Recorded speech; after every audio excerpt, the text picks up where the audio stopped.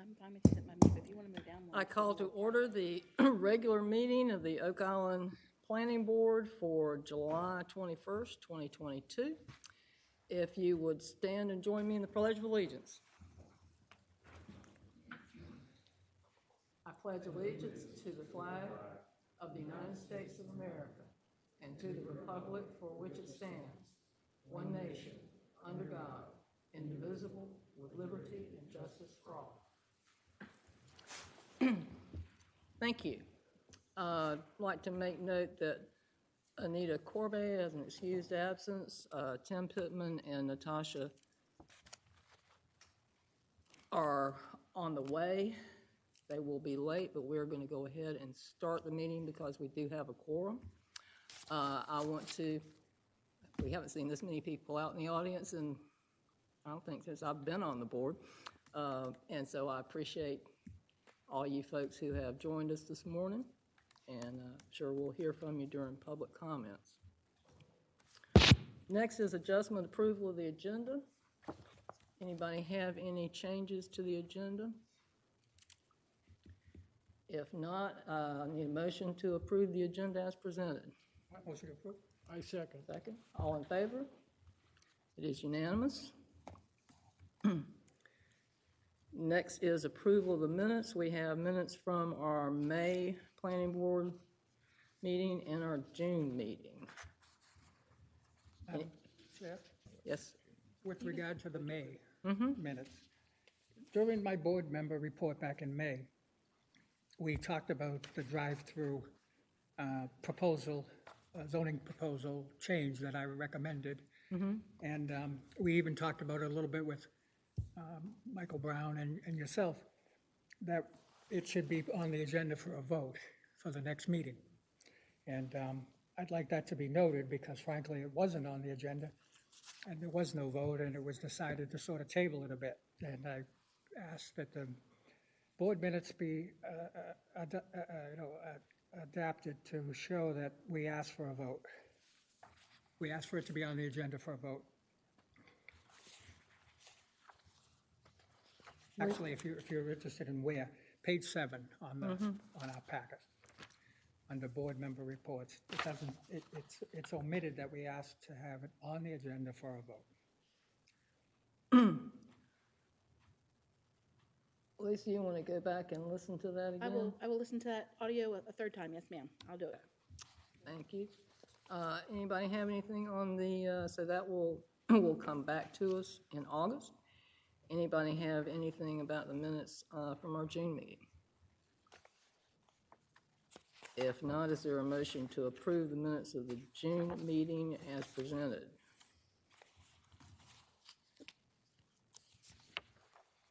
Are we approving two? No, we're separating. Okay. This is just for the June meeting. And that wasn't the one. That's that not Bob the was- one that Bob okay. was talking about. No. Okay. I so move. Is there a second?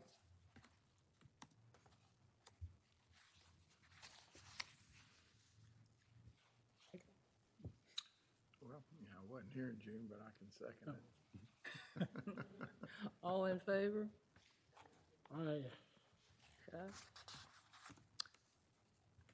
Next item on the agenda is a public comment, and we don't have a sign-up sheet, so I just ask that you come up and, as you recognize, gentlemen here, come up and give us your name and address, and you've got 3 minutes. Sure.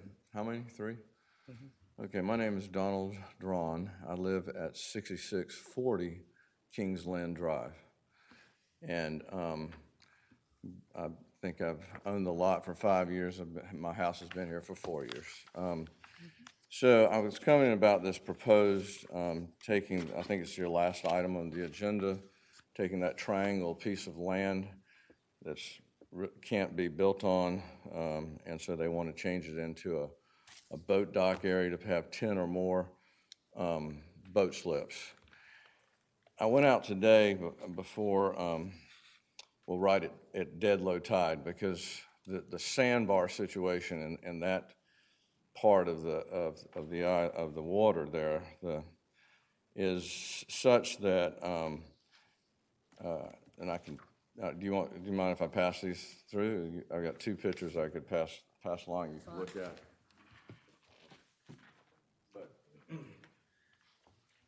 So having gone through the CAMA process to build my own dock, which is 333 feet to get past to the water's edge and then get another 10 feet out so that I could have a floating dock and a boat dock.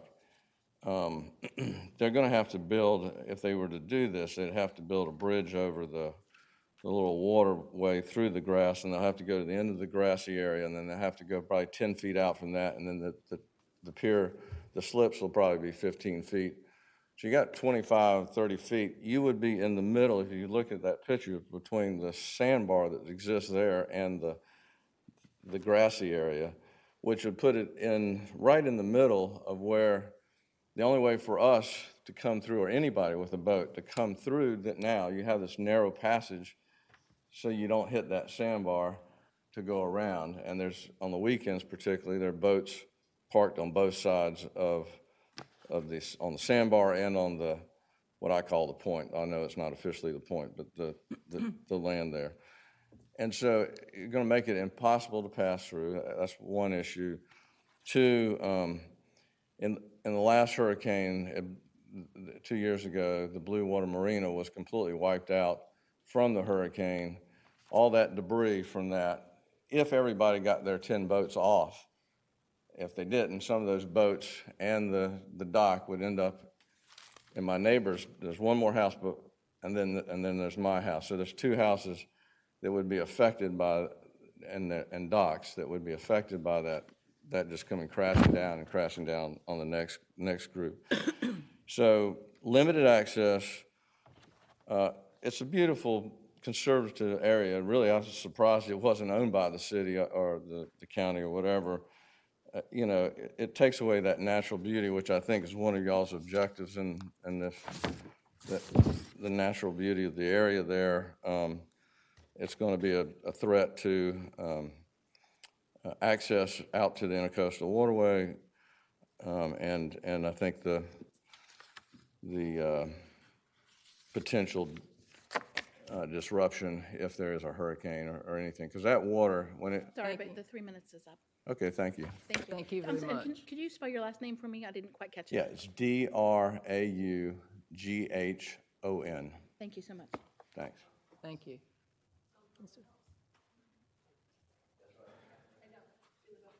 Good morning. My name is John Lewis. I'm actually representing my brother for this.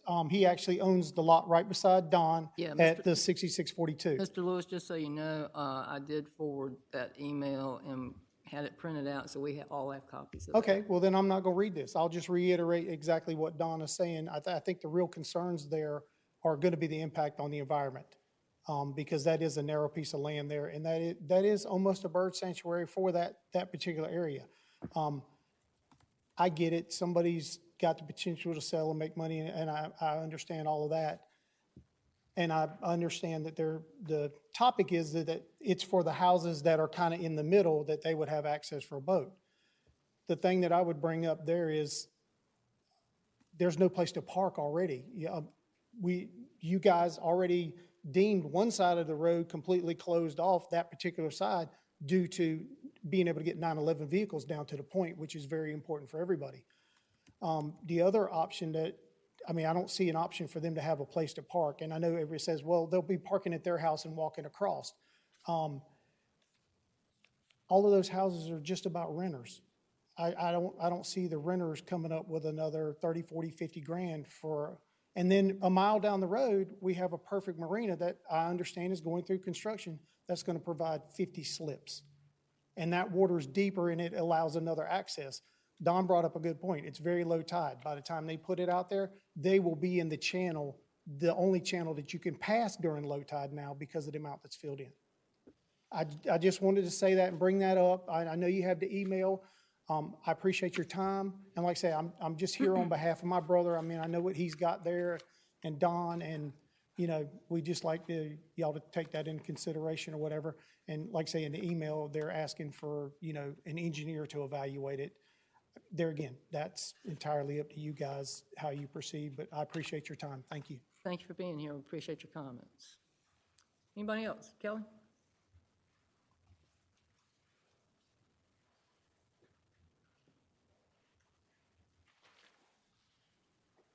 Good morning. Kelly Germain, 6610 Kingsland Drive.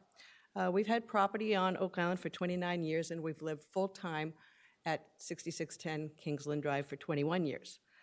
There are two issues, and I'm going to talk about the first item on new business. The two issues are limiting additional commercial rental properties, as well as revising the nuisance ordinances of the same. The larger homes, they are not single-family when you have more than 30 people at a time in that house. The increased traffic and refuge is an endangerment to others in terms of public health and safety. This is especially true on Kings Lynn, where we have no shoulder, no bike lane that serves as a buffer. These gatherings think that they're on vacation and they can do whatever they want. They, a lot of times, have no concern for full-time residents or other renters of smaller properties. The comprehensive plan, which the committee I chaired, specifically our public forum citizens came forward and said they do not want to see these types of homes there. They do not want to be another Outer Banks or another Myrtle Beach, and we heard that on an ongoing basis. It does not, please do something. I applaud the fact that you're looking into this carefully, and please do something to stop the new ones to be built, as well as create some sort of nuisance ordinances for those that are already established. In regards to the second new business item, we also have a dock on the Eastern Channel, just down from these gentlemen. And as it turns out, there are jet skiers that go by. There are tidal waves that rise and fall drastically. We have a true sandbar issue going on there. The Eastern Channel is basically getting shoaled up once again. More consistently, it's inconsistent with the comprehensive plan. This is not what we wanted, and the future land use map that is in that comprehensive plan, which is supposed to be the guide, has it noted as open space and conservative. I also want to thank you again and apologize for leaving early because my husband and I have to be in Raleigh this afternoon, but I wanted to be here to let you know my thoughts. So thank you. Thank you, Kelly. Appreciate you being here. Anybody else have any public comments? Yes, ma'am.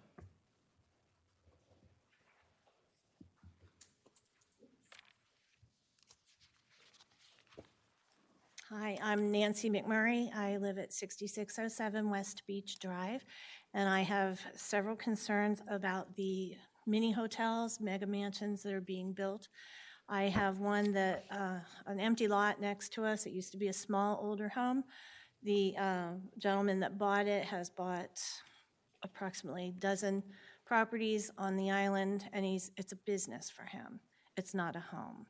He is building 3-story homes that are like 11 bedrooms. They rent to 32 people, and they have oceanfront pools that are up on the same level. We sit back, we have a small home, we have renters in other properties from big homes, but they're not this size, and they're not a problem. I am concerned because this is going to be built next to us as soon as he establishes the vegetation line. And so I'm asking if you cannot stop this from happening to me and to other people on the island, that you can mitigate some of the problems that will arise from it. So I'm looking at lighting. If you would require low light, amber lighting that's been discussed on other islands, that's protective for the turtles, and it's also protective for neighboring properties. Also, some of these pools have strobe lights in them. And at nighttime, the renters are leaving strobe lights flashing all night long. I don't see a need for there to be a strobe light in a swimming pool. Also, the noise.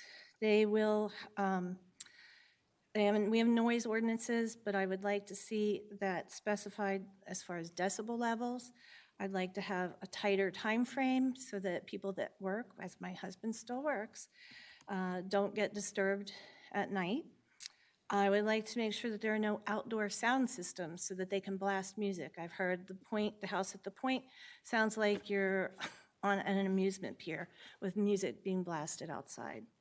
Parking. Currently, you require 25% of parking spaces to be for compact cars. This allows more cars, spaces on each lot. So that enables them to provide the parking requirements that you have in place. Also, folks with these houses are putting gravel along the lot line on either side, and they're allowed to have parking on either side that's right on the lot line. That is really not fair. If you have an easement, it's not supposed to be on the lot line. There's supposed to be a setback. Trash cans should not be on the lot line either. I've seen that as well. Also, houses should not be built in front of their neighboring houses. I've seen this happen, and it really devalues the home that's already there. And it's also more dangerous to have some of the houses built further than they were. So I consider all of these items to be trespassing. So you're trespassing by sight, trespassing by sound, and trespassing on the neighboring grounds. I'm sorry, I didn't notice the 3 minutes is up. Pardon me? The 3 minutes, Thank you. okay, thank you.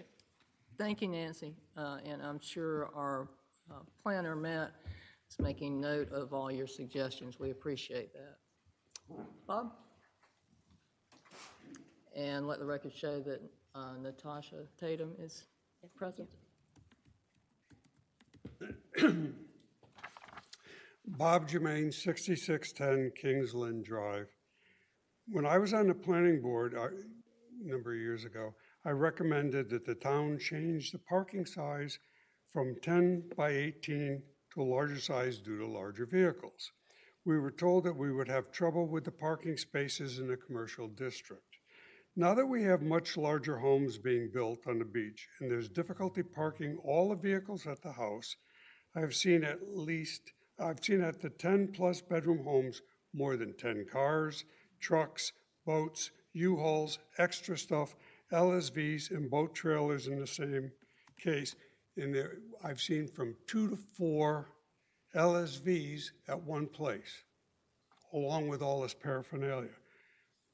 There is definitely are not enough parking spaces at these homes, and the renters use the right-of-way in front of the neighboring homes. Most trucks are over 18 feet. People don't park bumper to bumper to even smaller vehicles. We need to change the size of the parking space, at least at the homes, not the commercial. I know the commercial district, you have difficulty, but any of these new homes, we need to change the size of the parking space so that they're not parking in everyone else's yard. It should be listed in the rental contract to make sure that there is ample room for all of it. We also need excess parking for extra vehicles off the island. And I know that we have so much land out there, even the Williamson track, get a piece of land and have buses come, whatever. And one of the last State Port Pilots articles there, they agreed to the parking. So please do something about it. And when we're out there, just one other thing, when we go out for a walk and we see people with baby carriages or bicycles, people trying to get down to the end of Kingsland Drive, they run you over. There's no place to go because of all the cars that are parked in the right-of-way, or all the trash cans, like I was mentioning, that we tried doing something about trash cans. Just drive down West Beach and East Beach today, and you'll see hundreds of trash cans still sitting out there. I remember back in around 2005, I believe his name was Micho, he said, we're going to take care of this. All trash cans are going to be put up against the house. They're not even going to be out there. Look at it. It's a mess. So we need to protect everyone that's here, homeowners, renters, anyone that's here. Thank you very much. Thank you, Bob. Anyone else have comments? Yes, sir, over here. I'm the developer of the proposed marina at Kingsland. Do I talk now? You'll talk when that item comes up, sir. Yes, ma'am.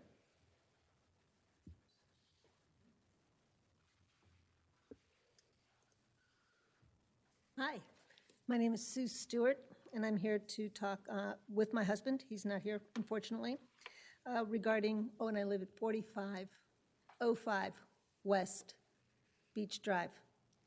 right next to the Capel property. I wanted to make sure that you guys got the letter that he sent, and if not, I have it here, and we can make copies. That's number one. What I'm worried about, and my husband is worried about, is that the infrastructure with these mini hotels. My concern is water runoff, noise, extra trash. That beautiful stretch, and I understand you guys couldn't do anything about Capels. They're going to cut it up, they're going to cut it up. But now I'm being told that we're looking at 11 homes are being built in that stretch. And out of those 11 homes, what I heard, and might be rumor, is that 9 of them are going to be built by Eisenhower, and I know he builds these huge homes. The one that's going to be built next to us, from what I understand, is going to have at least 8 bedrooms. It's going to have at least 8 parking spots. It's going to have a pool. It's going to have a deck. I believe what's going to happen is we're turning our beautiful island into Myrtle Beach. I think we're going to destroy all that beautiful habitat. We're going to lose the deer that are running around there, the foxes that are running around there. And it's really, really, really sad. We didn't come here to be a mega house. We came here because of how beautiful and quiet Oak Island is. Unfortunately, I think we're changing that around, and we're all doing it, most people are doing it for profit. We live here year-round, and my husband and I are really concerned about the noise and the lighting and how that's going to affect us, being that we work. So I'd really like to know if you guys might be able to, someone might be able to do a little bit more research because of the water, the sewage, the electrical, telephone use, and internet. I mean, I can just imagine the internet use when everybody gets on there at the same time. That's my big concern. I thought we were going to keep this island for homes, for us. I didn't think we were going to turn this into a little mini hotels all over the island. I'm sorry that we're looking at it from a more of a profit standpoint than we are to keep it for our grandchildren, our great-grandchildren. So thank you for listening. And did you guys get a copy of this, or do I need to? I don't have it, so if you don't mind Yes, giving it to ma'am. me, I can distribute it. Yeah, thank you. It was sent to the planning board, so, thank you. Thank you, Sue.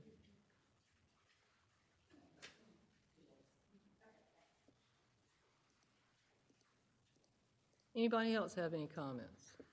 I think everybody that's here that's not on the agenda has already said something. It's wonderful to hear from so many people at this level. A lot of times, people either don't speak to us or to council or wait until it goes before council, but I appreciate you getting involved in the process at this level. So thank you again. And I hope you will encourage more people to do the same in the future. Okay, so that closes our public comment period. Next on the agenda is a presentation from our Stormwater Administrator, Rick Patterson. Rick?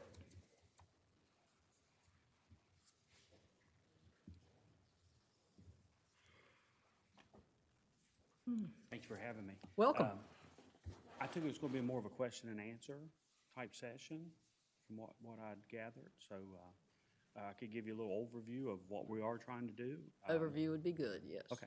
So as you know, January 1, last January 1, we did discontinue the use of polystyrene products for stormwater due to the pollution potentials for those peanut type materials.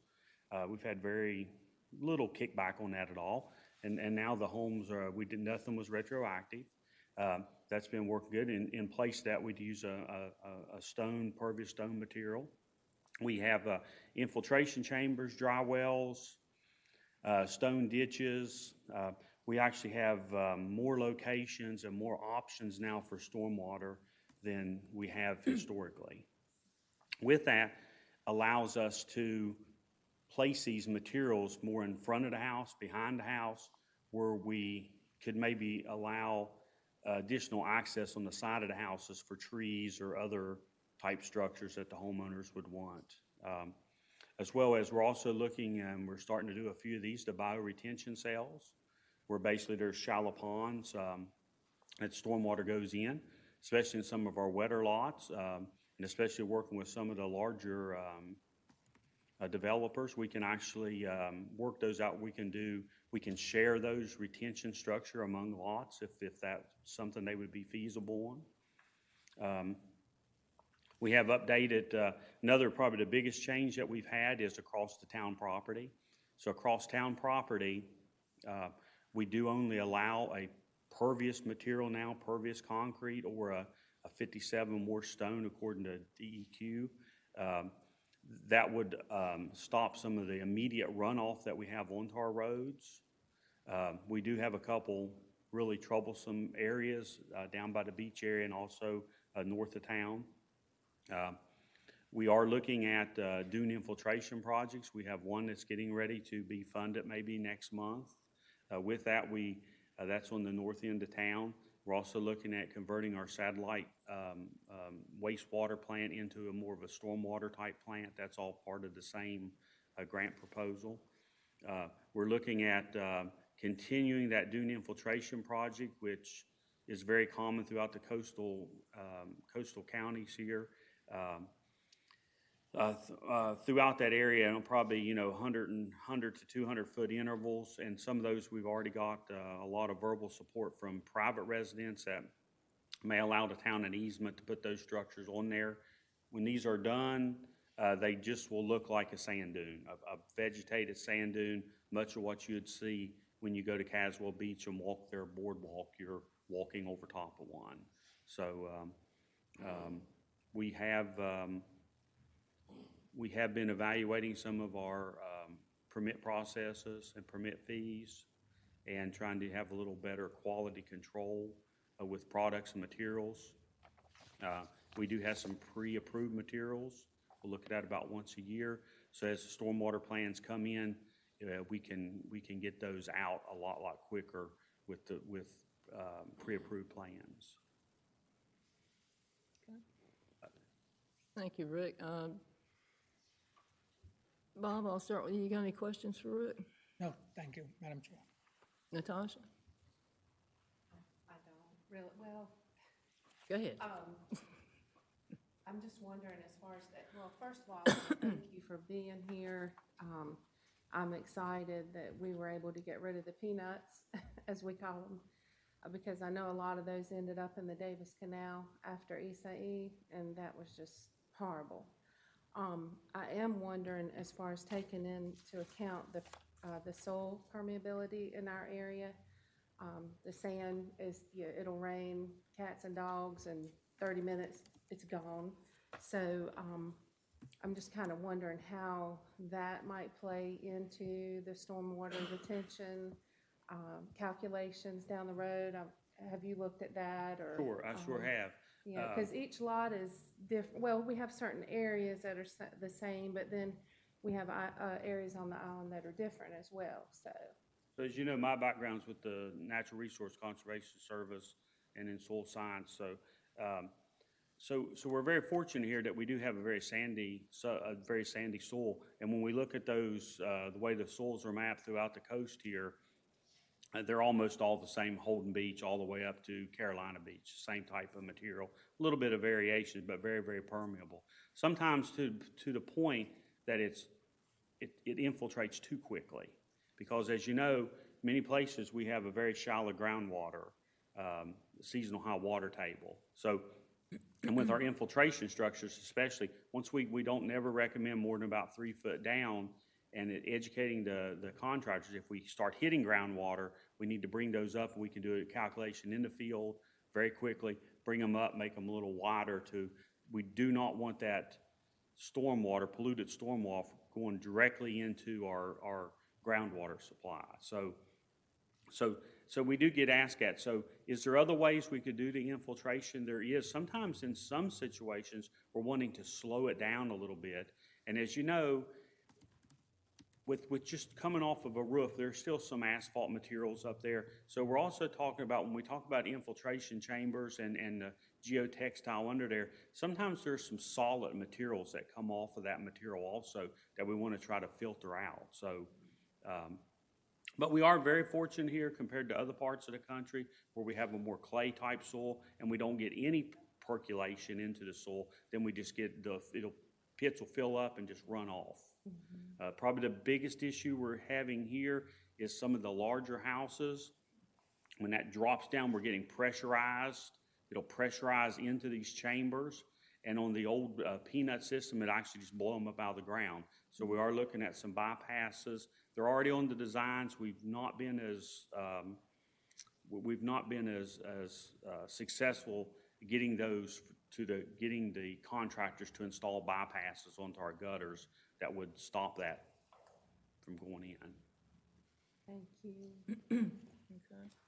Lee? It sounds like you're allowing the builders to customize a little more than we used to. Everybody hated the peanut thing, and is part of that encouragement to move dirt as opposed to the engineering solutions? In other words, build rain gardens and so on the lots. Swales or something. Yeah, swales. So, as you're all aware, we have large houses, a lot of large houses and small lots. So we don't have a lot of room left. So when we start talking about adding trees, retention structures, so most of the time on a normal, what I've been looking at, a whole lot of the projects I'm looking at with the houses, those infiltration areas would have to come, like a bio-retention cell would probably be at the cost of a swimming pool.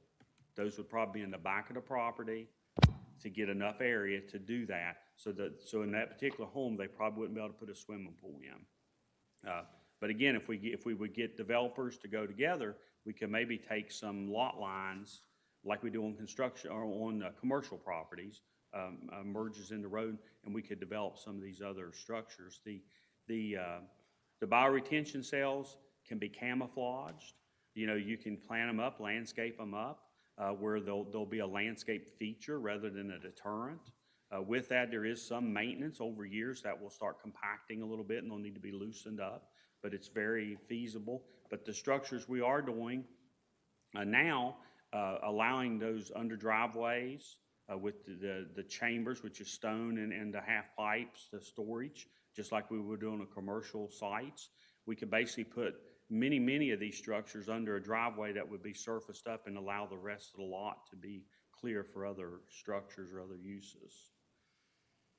But I do think that, so I'm trying to make it more standardized than, so when we have a stormwater designer submit a plan, if there's a little bit of field, a little bit of changes in the field, is very allowable and practical and will always occur.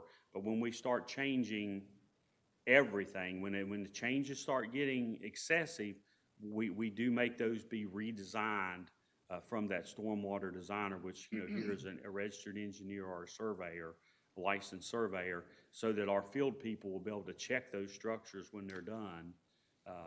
So we're trying to have a little more quality control that way. And with standardization, just like on the chambers, citing certain sizes, so we all know that if every 4 foot, here's how much storage capacity we have. We'll definitely look at other structures, and we don't want to discourage anything, but we do need to have some standards and some pre-approved, so it would make it easier for regular residents to put in their own. Because remember, if it's less than 30% impervious for that lot, the homeowner can do those plans themselves, and we have a few, and we help them along a little bit, but it is very, very feasible for small structures to do that yourself. I just got one quick Yes, point, sir. and I'll pass it on.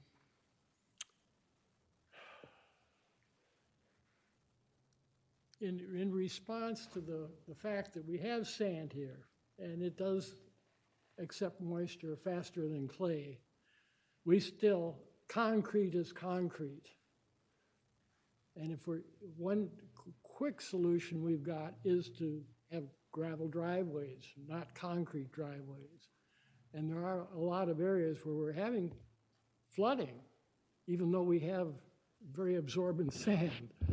And again, it's because concrete, blacktop, it's impervious.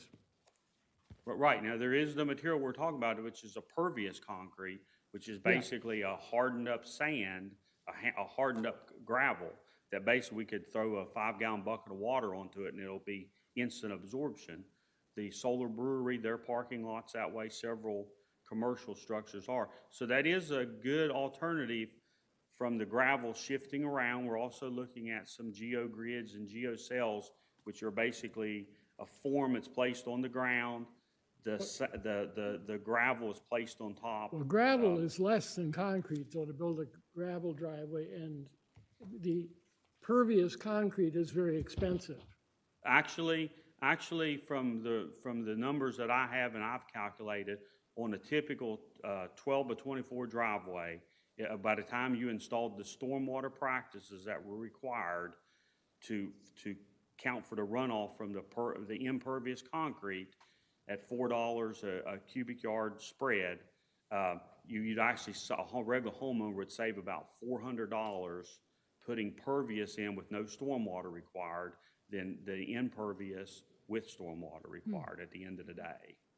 So it is very, I hear it a lot, and we do have the data from the Federal Highway Administration, also on the longevity of it, and even after 20 to 30 years, it's very, very effective for stormwater. So, and we are seeing more of that now coming along. You'll see a little more of that coming along across the towns right away.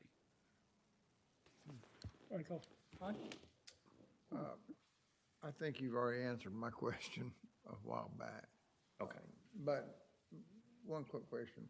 You know, the peanut things, they would hold what, an inch of water before they start blowing out the top? Or what are you talking about? How much water would they hold? I don't have the number in front of me, but they have a specification there of how much they hold.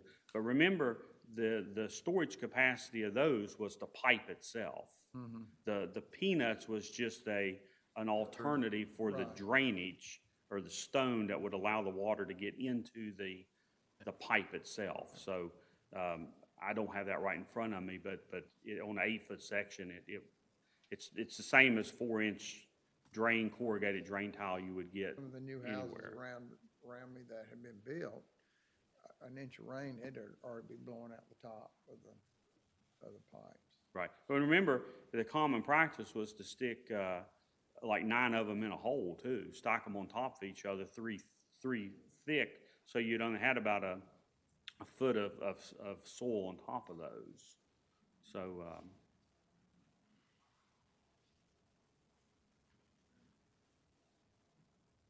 Bob, you had another question? Yeah, I do have a question. Thank you, Rick. Okay. You know, I'm not a stormwater expert by any means, but I appreciate your comments, and this is a problem for our town. Do you have, and I don't want to put you on the spot, but perhaps you could mail us, you know, your recommendations for changes. We're always looking for changes. I mean, whether it's more trees, Lee brought up the gravel driveways.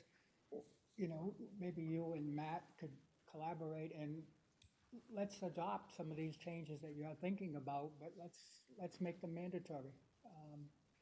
Otherwise, you know, we're just delaying, right? We're delaying or not doing it at all. So I think. And some of the changes across just town property have already been made, just like the pervious materials being allowed across town.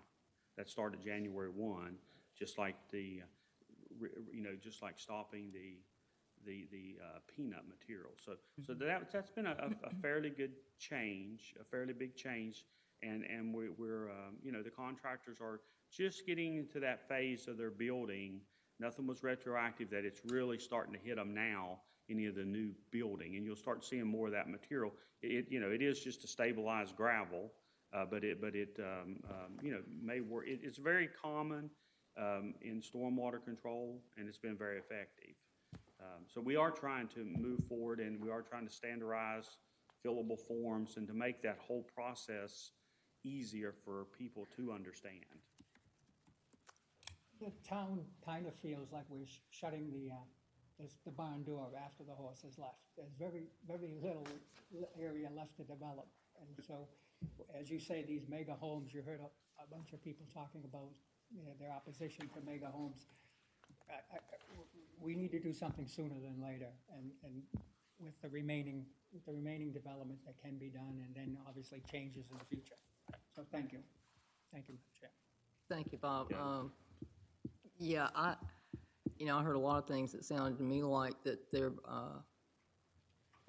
needs to be some ordinance amendments that come back to us, some things that you've seen.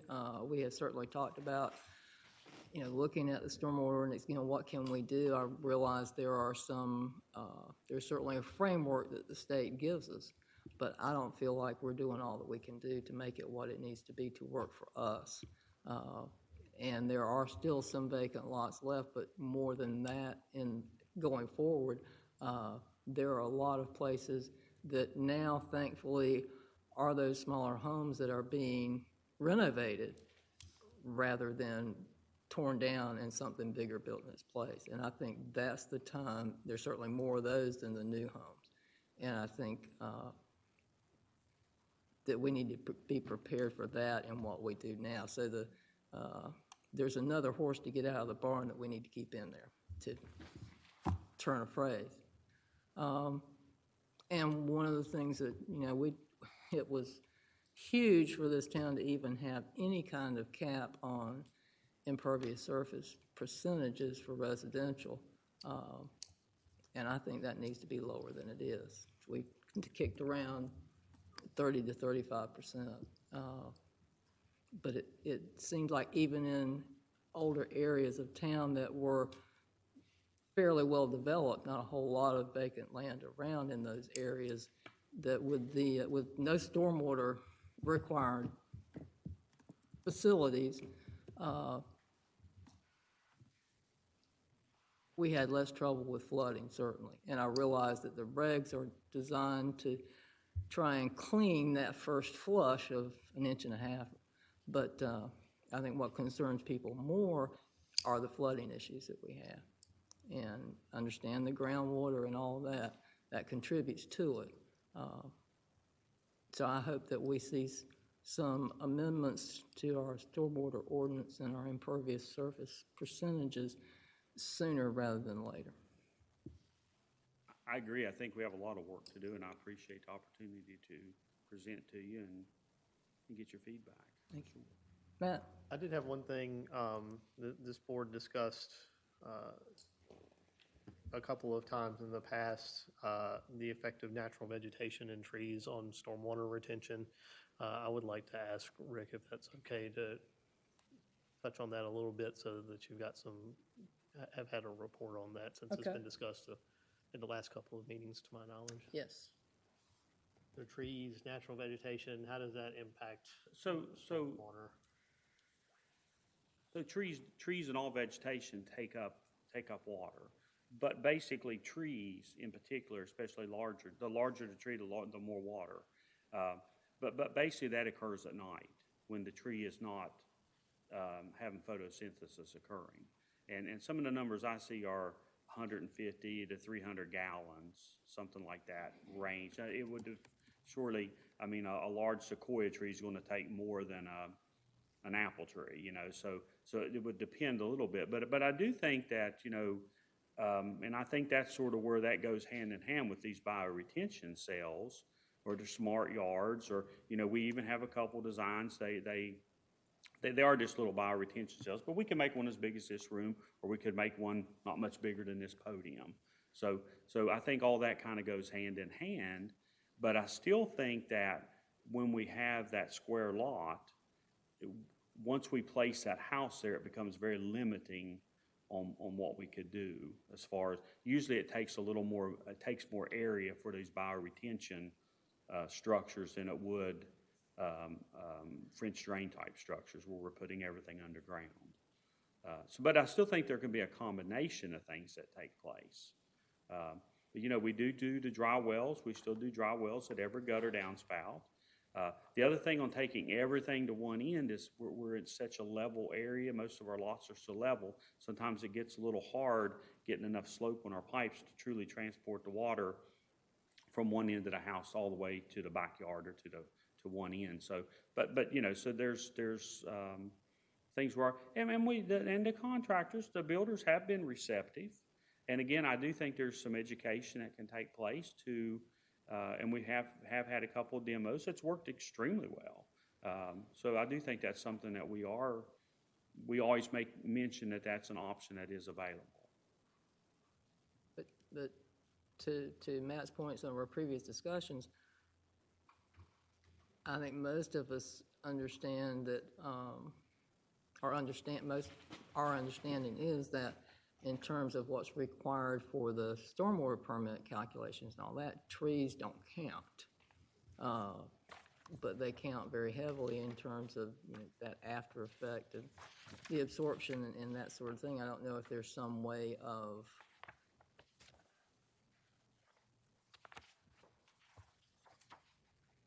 regulating that somehow or getting some kind of credit for what those trees do in terms of absorption, in terms of the permitting process.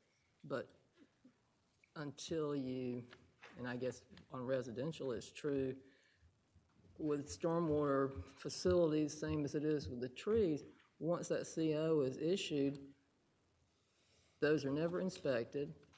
If they're completely ripped up, taken out, and nothing's there, or the tree is cut, we have nothing to stop that. Is that correct?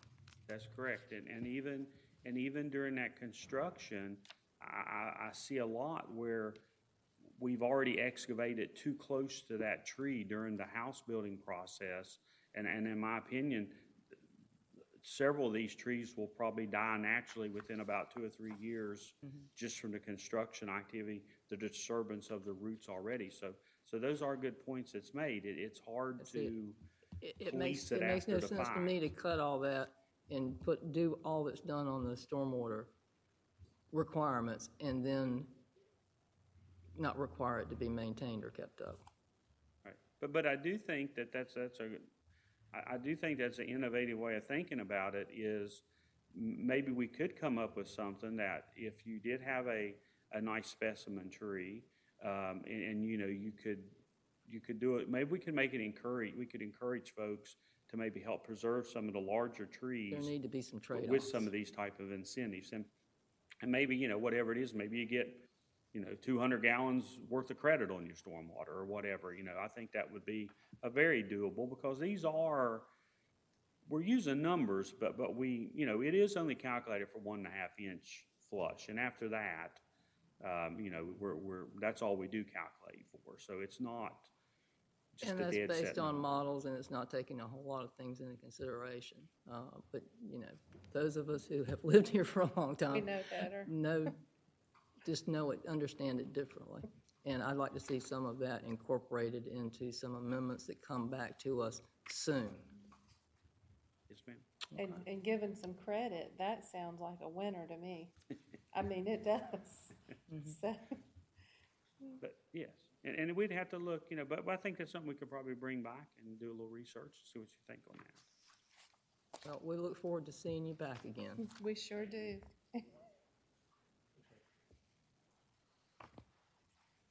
Next is our old business, and the first, we got 2 items of old business. The first one is text amendment to our vegetation ordinance, and Matt, I'll go ahead and let you introduce this to us. Sure.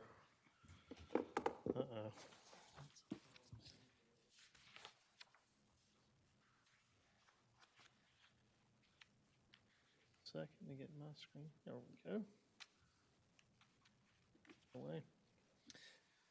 Oh, I need Mike to come pull up the PowerPoint for me.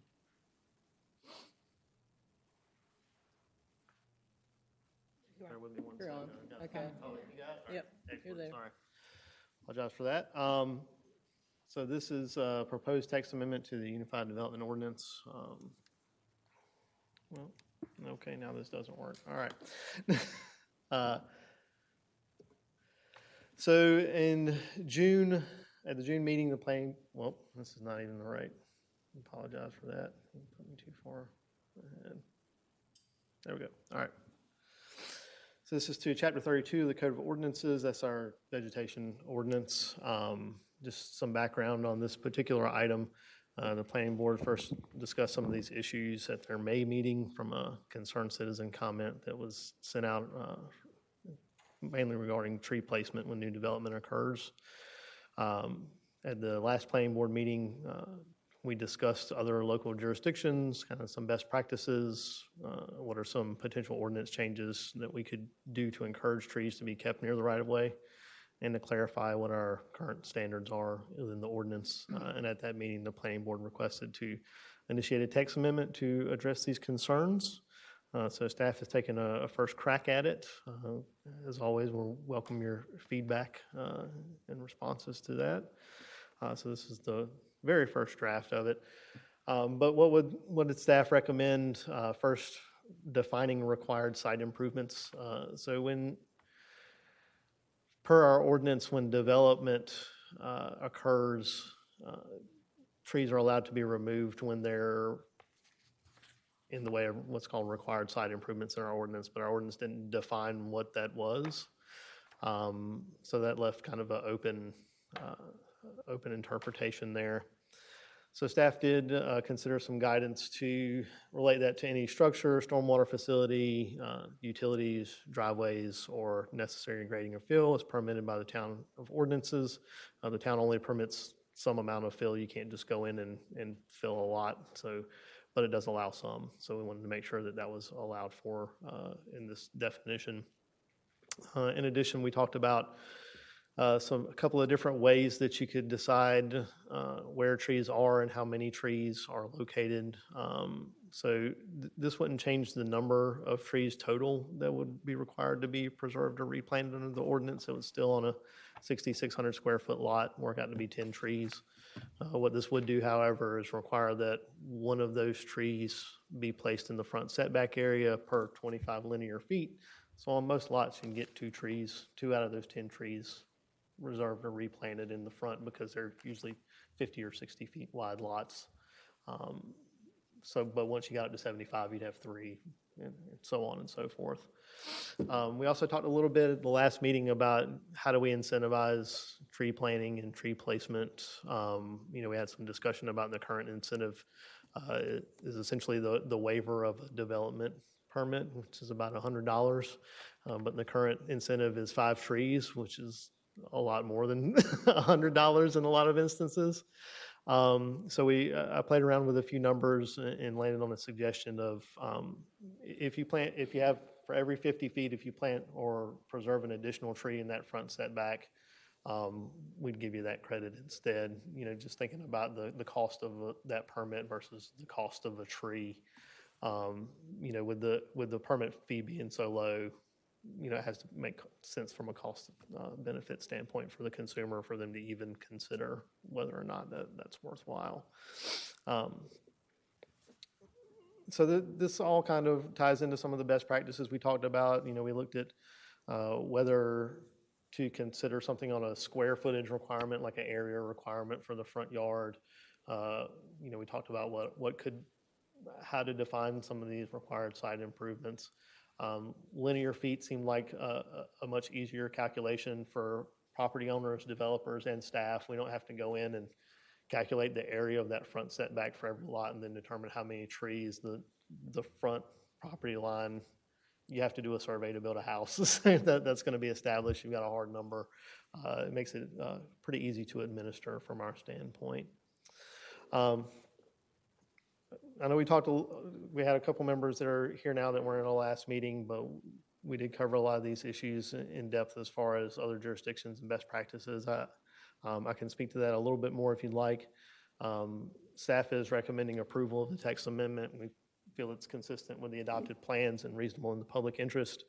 And specifically defining essential site improvements is listed as a goal in our comprehensive plan. Like that is a real thing that plan asked for.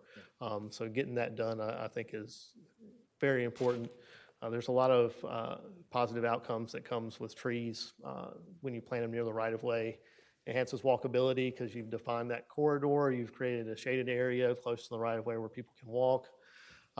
It creates a consistent corridor, so you have a sense of the public space that is the street. It can, as we just talked about, have beneficial stormwater effects. How we calculate those is maybe an open question right now, but it does have those benefits. reduces heat island possibilities, where if you're adding more shade to those rights-of-way areas and impervious areas. And there are positive public health outcomes associated with just being exposed to green spaces in nature. So the more we bring that into public spaces, the more potential we have for those benefits to be a part of the town. So this is really the first draft. At this point, what can this board do? You could recommend it as it's presented to you. You could make modifications in this meeting and make a different recommendation, or you could obviously table it or send it back with some suggestions. If you do want me to take another crack at it, I would just ask that you give me some concrete feedback on what type of changes you'd like to see, so that when we come back next month, we can have a ready to go draft of that. I'll be happy to try to answer any questions you might have. Thank you, Matt. I do want to say in general that this addresses what I considered to be the two main issues rather than trying to open up. I'm sure there are a lot of people who have a lot of suggestions for doing this ordinance differently or do different things to more parts of it. But the key issues that have been raised since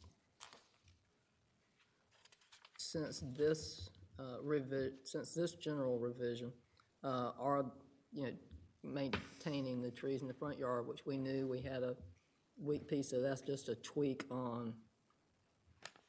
It's a little bit more than a tweak, but it's a change on a piece of the ordinance that we already had in place. And we had looked at, I think we just had essential site improvements before, and then we went to requiring permits, and then did not realize, how that dovetailed with what we consider required site improvements. I mean, we weren't looking at a grassy area being a permit, and so it's not connected to a structure. I think that's what you're trying to achieve here, and it seemed like those two things were particularly in that front yard streetscape area, which people have the most concerns about, and certainly has the greatest impact on community appearance, feel, everything else for all of us. This seems to address those two areas, and hope that we can stay focused on just this for now and get that forward. And maybe in the process of the audit and everything else, there may be some other things that come to play. Yeah, and this, I mean, I'll be real, this is a tweak at the edge in order to improve what we have. I think that was the consensus of the board last time, was to try to look at what we can do to improve the current regulations and address those two issues. So that was staff's focus in this. And, we also, touching back on the grading, we realized that some lots are going to have strange elevation changes, and in order to build anything on it, you might have to move some dirt around, and that's going to disturb those trees. So in addition to the actual structures, we wanted to make sure we took that into account too, so that if somebody does have a crazy elevation change on their lot, we don't deem it in some way that they can't build anything on it because, well, they have to preserve the trees because the grading was not considered as a part of those required site improvements. Yeah. Let the record show that Tim Pittman has arrived. Hey.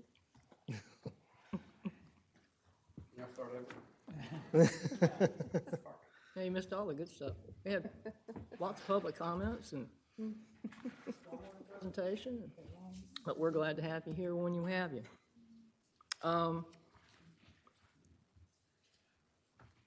I'll ask a couple of questions before I open up the rest of the board. One is on 22 and 23, the place where we're trying to deal with the site improvements being structured and required. What's in red here,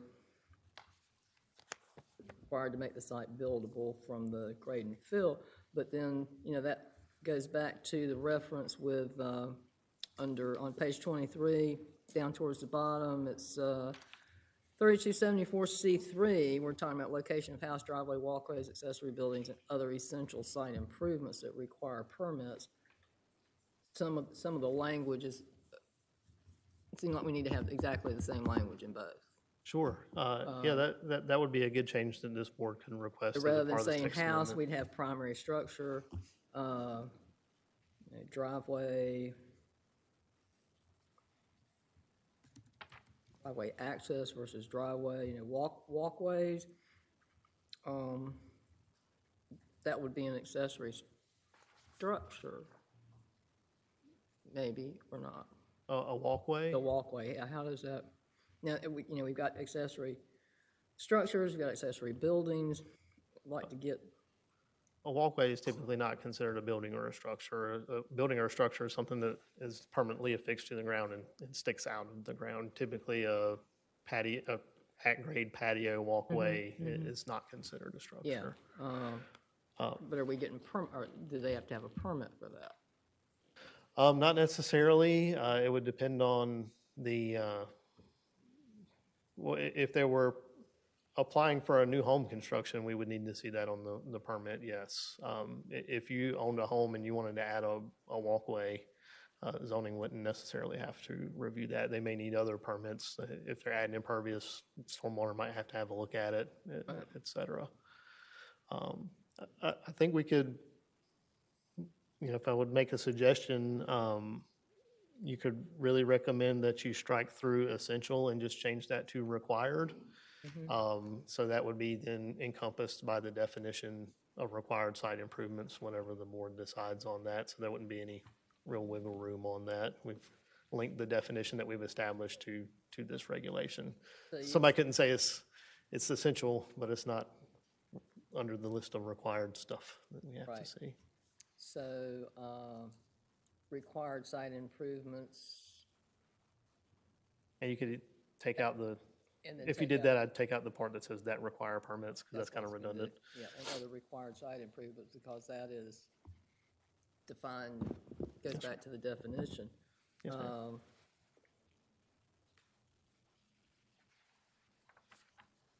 Dara, Yes. that's not interfering with what we put in place many months ago, or maybe a year, that when we have a project that requires a permit, then we're going to look at the tree ordinance or have that in place. If we strike this, I just want to make sure it doesn't. No, Okay. because, All right. and it doesn't, because. It doesn't interfere because it's we've got the okay. define. All right. That's right. Right? Okay.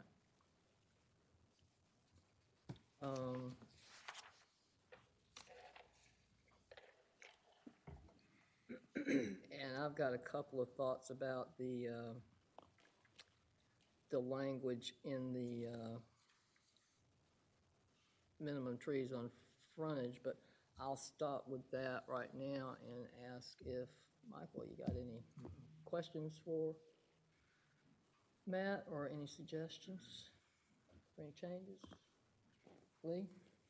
I was hoping that in order to get a bonus, you'd need to put in a larger tree than 2-inch caliber, which is a pretty small tree. On the chart on the live oaks? I guess that's how you do it, is in the chart. Yeah, the bonus. Otherwise, I congratulate staff on what they've done here, because it's not changing a lot. That's great. But it's making some significant, some impactful changes. Yeah, Yeah. you could phrase it Fingers that way. crossed. So it's my interpretation that, most of our standard lots are about 55 by 120. And with this, are we pretty much saying with your new definition that we'll end up with possibly a minimum of 2 trees in the front? Is that what I'm seeing? That would be the that would be the most likely, because unless you trip that next 25 linear feet, you wouldn't be required to have another tree until you had another 25 feet in the front. I mean, that's definitely an improvement. Sure. I had hoped for a little more, but I want to add this board's be discretion. Reasonable. Sure. Well, but we define the, don't we define how even when we do the calculation, the rounding up or down, if it's half or more, I mean, if you had like a lot and a half. Right. Well, then if you had a would lot and a get- half, you'd have 75 feet, because you'd Yeah, have yeah. Mm-hmm. on most places. So you'd get 3 on a lot and a half. But if you had, we got maybe some 60-foot lots, that's only 10 over, so that's not quite, that extra 10 feet isn't quite enough. What I was kind of looking at there was just on average, most of the lots Most are of the about lots that are about size. So we're looking at 2 trees in the front yard, which is an improvement. At least. Yeah, That's at least, better. yeah, that's better. Baby steps. But, okay. Well, and to that end, like I said, it's at this board's discretion if they want to recommend more or less. Like I said, this is a first draft. Keep in mind, although you may have a 55 or a 60-foot frontage along the street, by the time you install a 20-foot driveway and associated stormwater with You don't that, have a lot of place. you may only have 30 feet to plant however many trees. So you want to make sure that there's adequate spacing, I guess, would be the thing to take into consideration there. And I know what you're saying there, and I agree to a point. A lot of people think when you plant an oak tree, you have to have Right. tons You of, don't and you necessarily, really yeah. don't. You drive through the Yopon section, and I always use that as a good example. We have, you'll see a cluster of 5 oak trees right there, just the way nature planted them, and they do great. Yeah. So I don't want to open up a can of worms with this, but I just, I always want us to do the best we can do. Sure. So certainly, but anyway, it's my thought. Yeah, thank you, Madam Chair. Thank you, Natasha, because you and Lee both helped me prompt my question. So on page 24, section B, I think Dara wanted to wait to talk about this section, but we're already talking about it. I was going to talk about. Yeah. So, that you could. Well- I have things to say, but I'm going to let everybody else say first. Thank you. So if I understand this right, and if you take the traditional lot that we have on Oak Island, 55 by 120, we have different size lots, obviously, but that's a standard kind of lot that we have, 6,600 square feet. Now, if you had no trees at all, you for 6,600 square feet, you have to put in about 9 to 10 trees. 10 trees. Excuse me? It's 10 trees. 10 trees. The Because of the 6,600 square rounding foot up. lot is 10 trees, that's right. Right. And by the way, I've mentioned this before, and we maybe want to do it, which is this 2 trees per 1450 should may become 1 tree per 725. No significant change, I don't think, but it makes the math easier when people do this. In any case, you have to put 10 trees in for this standard lot. And what we're saying here with this new amendment is they have to put 2 trees of those 10 in the front setback. That's the essence of this. Okay, thank you. My other question, I don't understand the significance of defining required site improvements. Sure. There's been a lot of talk, but I don't get it. Sure. Could you what's the objective of defining that? So the fact is it's open to interpretation right now. Associated with this is if we don't have that definition and a person comes in for a permit and they say, well, as a part of my development, one of the site improvements I want to have is a flat, clear, unlandscaped front yard with maybe just grass. That could potentially be an essential site improvement that means that there's no trees up front. So in order to make sure that that is taken into account, we need to make sure that we have a definition for what are those required site improvements so that there's less wiggle room. Staff is not asking to be made an interpretation of what that is, and then if we're presented with one, we have to make a ruling on it one way or another. So really, it's to clarify for me when somebody comes in where they can remove those trees or where I can require them to be replanted. Okay. And if, once again, if that's something the board wants to broaden or narrow, it's in your court at this point. So. Okay, and I know you mentioned you want to redraft and make any changes and bring this back another month. I hate to delay. That would be at the discretion of this board, so. I don't like to delay. Delay zoning, I mentioned earlier, we're delaying protections for the town and the townspeople. Thank you, Madam Chair. Yeah, I'll be clear, I'm asking for a recommendation at this point, so. I say let's not delay. Yeah, I agree. Let's take baby steps and move forward. And I love that the stormwater guy seems to be considering how much we want to save trees and other things. So I think we're moving in the right direction. I feel that, so. I was glad to hear him say that we could consider trying to figure out how to do a credit. That would be tremendous for a lot of property owners, Yeah, it probably. would. Yeah. Sure would. Okay, thank you, Bob, and Natasha. Tim? I agree with Michael and Natasha. I think that baby steps is probably where we're at right now, and I still fall back to the place we were when we realized that we didn't have to dig septic systems anymore, and we had sewer, and now we want to start saving our trees, and all of a sudden, we have to start digging up the yards and putting in this stormwater, which to me is totally inapplicable to our area. And I think if we can get this, just moving forward, we're working around something that's been mandated to us that is not necessary. And even if we don't remove the trees, by the time you dig down both sides of the house and in the backyard, and you're cutting root balls for trees that might not be in the affected area, then You're just restating my favorite part of our discussion with Rick before you got here. And I apologize. And but I see that's on. I like to hear it again. But that's the peanuts, though. That's good, and that's baby steps. Yeah, yeah. But if we don't have to put the things in the ground to start with, it's like John said that day. He's cutting down trees sometimes that will use more water than what is going to come out of the gutter. So Exactly. yeah, I mean it's a good thing. And the point that I brought out during the presentation is just like with the trees. Once you get the CO, you can cut them. Well, the stormwater facilities, once you get the CO, you can get rid of them or not maintain them or nothing else. And so what's the point of going through? And I know that. And so if it's not something you're going to, on some level, maintain and require to continue to be there, if it's serving all this great purpose, then what is the point? But anyway. I just saw a house off the island over here, over in the Southport, outside the city limits, where they had taken it, and it was like above ground cisterns or whatever. They had barrels that they were using to water their gardens, and so it's just so counterproductive. I don't like stormwater retention stuff. We seem to do better without it. Of course, the houses are smaller and there's less impervious surface, which is something else that I hope we get in. We'll get there. In some in the set of amendments that we see on stormwater shortly, hopefully.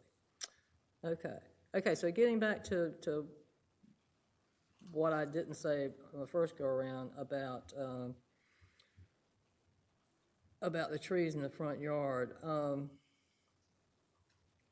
Hang with me on this. I do like the idea of the per 25, and so you're going to get 2. And I know that, we've still got specimen tree in our definition, and there's specimen trees are mentioned in terms of later on about the buffers, trying to incorporate that where you can.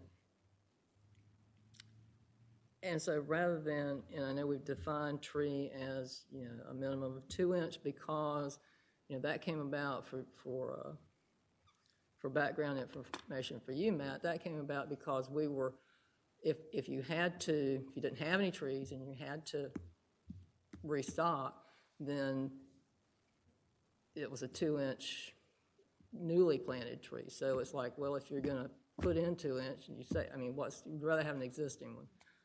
So that's kind of where the logic came from that.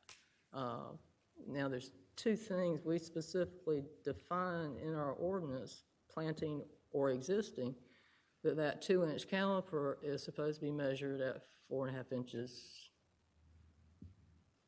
or 4.5 feet DBH, right?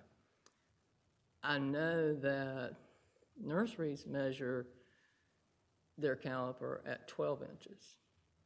So you've got a much smaller tree. I don't know what you, I just want to point that out. I doubt that anybody's been paying attention to that. But I think even some of the trees that we are allowing to meet the requirements for the newly planted trees on the 2-inch are still smaller than what we're saying in the ordinance, an actual 2-inch at 4.5 feet.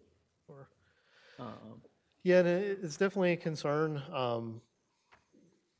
You know, I'm definitely not an arborist by any stretch of the imagination, but I do know it's probably hard to stock and find a 2-inch at DBH 12-foot tree to replant in somebody's yard that's going to survive, because you probably have to go, if that's not a plant that's in a pot, you know, that's something you have to dig up and move an existing tree.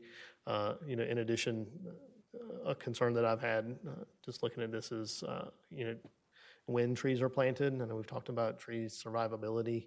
You know, I was always taught to plant trees in the fall or in the spring, not in the summertime, because if you plant them in the summertime, they have less chance of surviving multiple seasons. So it's definitely something to keep an eye on, in my opinion. I don't know that I have a workaround or an answer for it right now. But and that's part of it,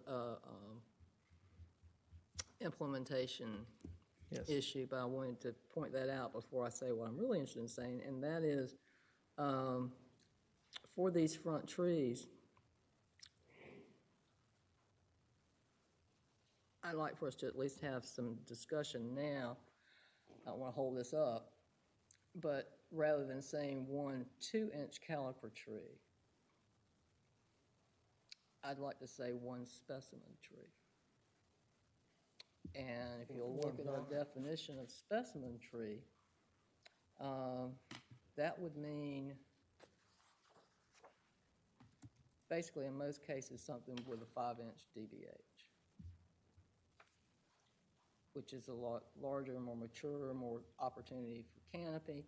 Certainly if it's existing, if it's an existing tree, that's great. But if you have to use a replacement tree from the table, then an incentive to help offset, you know, a 5-inch tree to replace, we've got it in the new tree, you know, new tree table.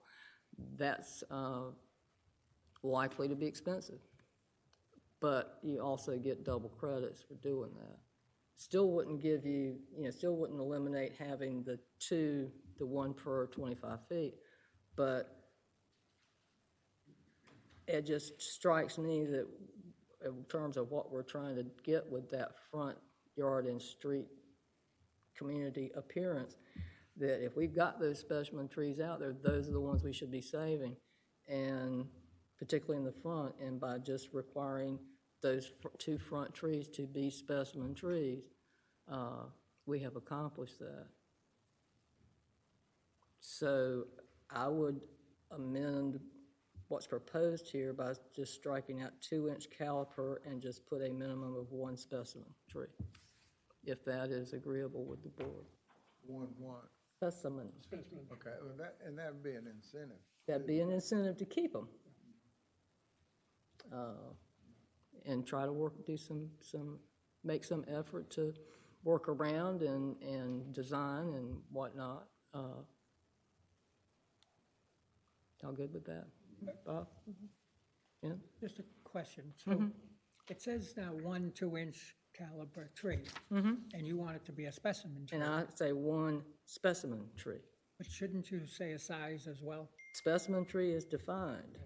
Okay. Look on page 22, specimen tree down towards the bottom, third from the bottom.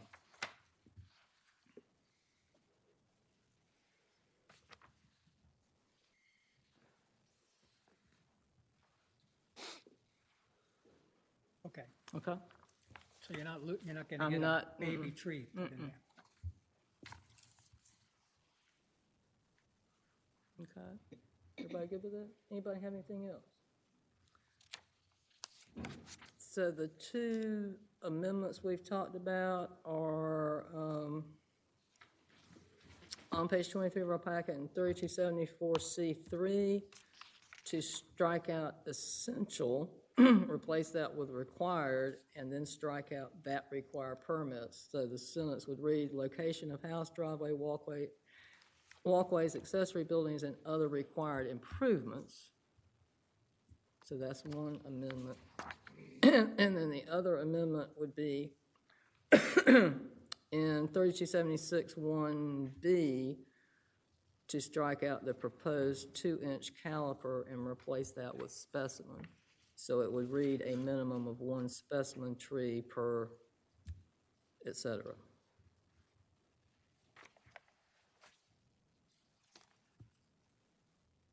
And just leave the additional 2-inch as it is. Sounds good. Sound good? Is there a motion to approve the proposed amendments as amended with the accompanying consistency statement? I make a motion to approve as amended. Ken? Yeah. On page 24, this is, I'm just asking this because I just saw it.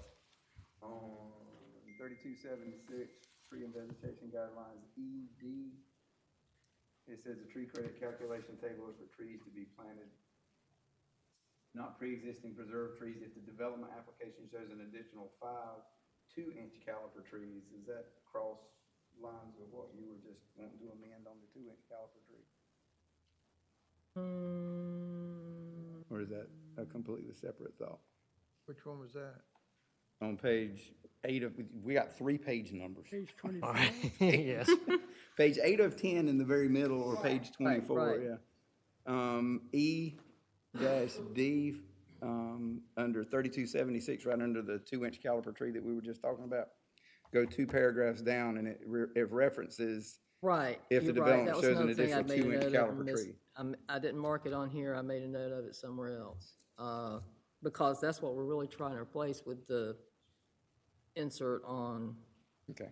B, right, Matt? See what he's talking Yeah, about? yeah, I see that. Because Apologize. what we're doing is saying you can have that one additional Yeah. tree to waive the permit, and so development application, that whole last sentence. There twice, essentially, because that was the part we were trying to get rid of out of That's the B. part we're trying to get. Thank you, Tim. Yeah. See, I told you it was important for you to be here today. Yeah, I told you it was important for you to be here today. nice catch. You could strike that whole thing out, really. Yeah, so striking that entire Yeah. last sentence in the new D would also be an amendment. Natasha, do you agree to that amendment to I your agree. motion? I agree. Bob, Yeah. you agree to that second? Okay. All right, anybody have anything else? Okay, so we have a motion and a second, all in favor? Aye.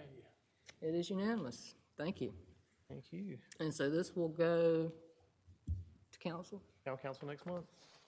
Oh, I apologize for that. I do need to take it to the Environmental Advisory Committee and get their feedback before going to town council with it. So that would be next month, and then town council the month after, assuming it has a positive reception from them.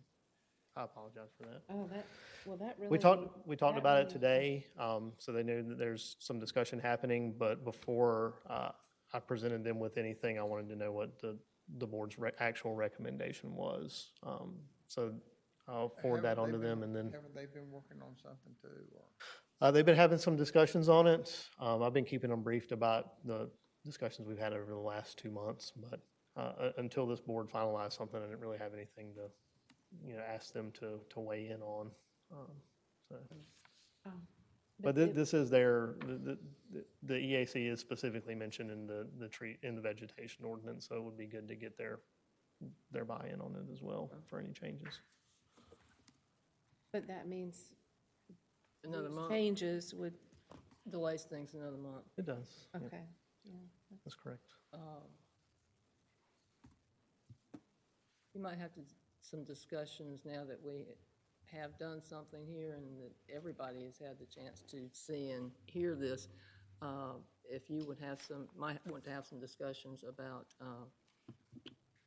streamlining that process so that council does get it in August and we don't delay yet another month. I'll see what I can do, for sure. There's nothing ordinance-wise about that. Okay, so our next item is old business text amendment to the table of uses. Matt, you want to start us off? And I imagine Bob will have some things to say about this. Or let me get my agenda pulled back up. Bear with me just a second.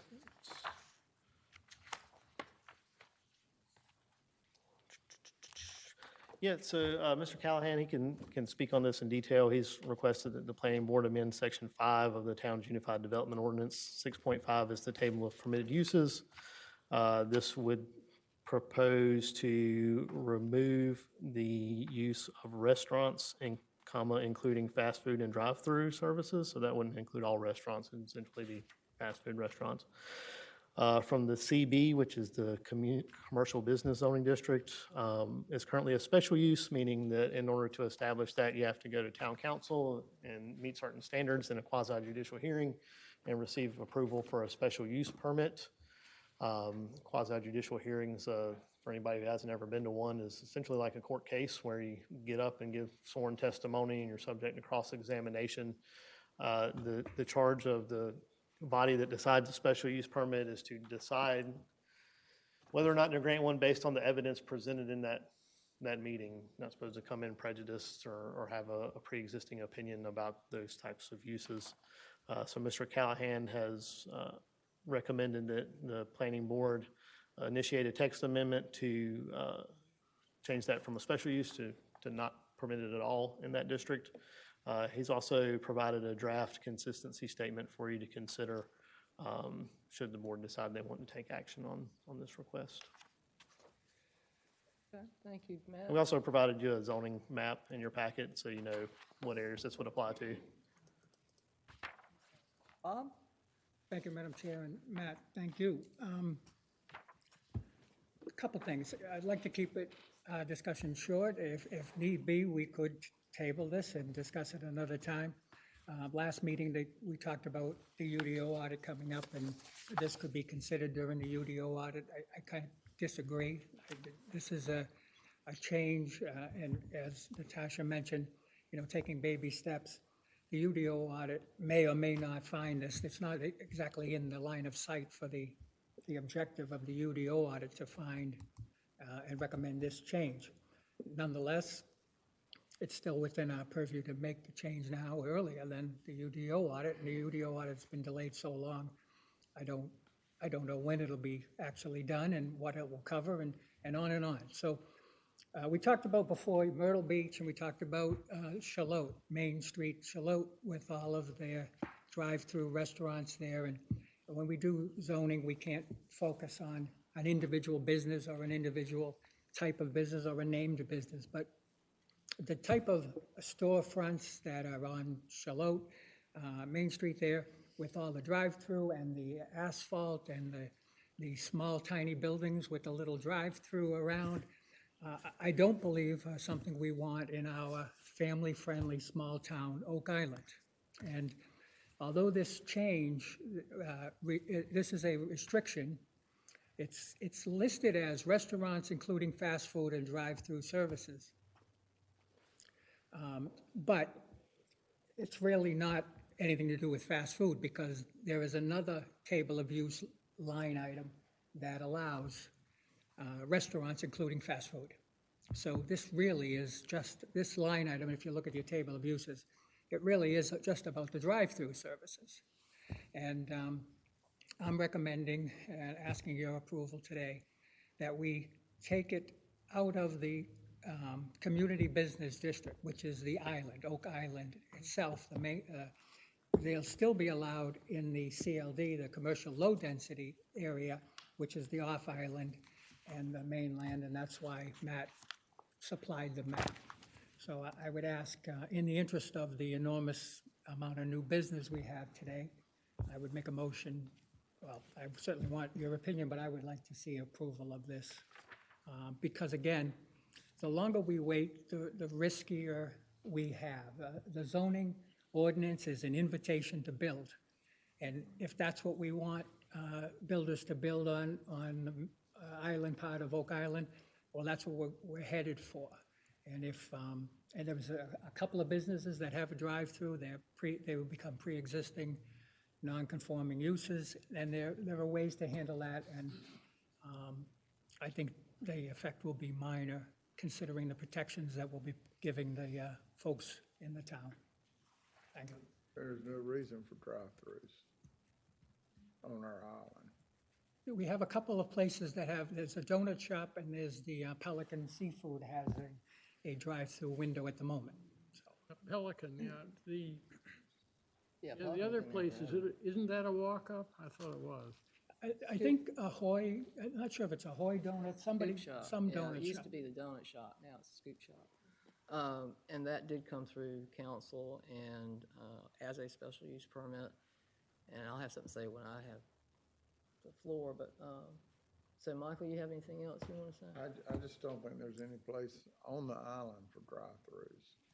I think we're trying to keep our island looking family-oriented. We've got plenty of room on the other side that can have drive-throughs. They can have carry-out to the car.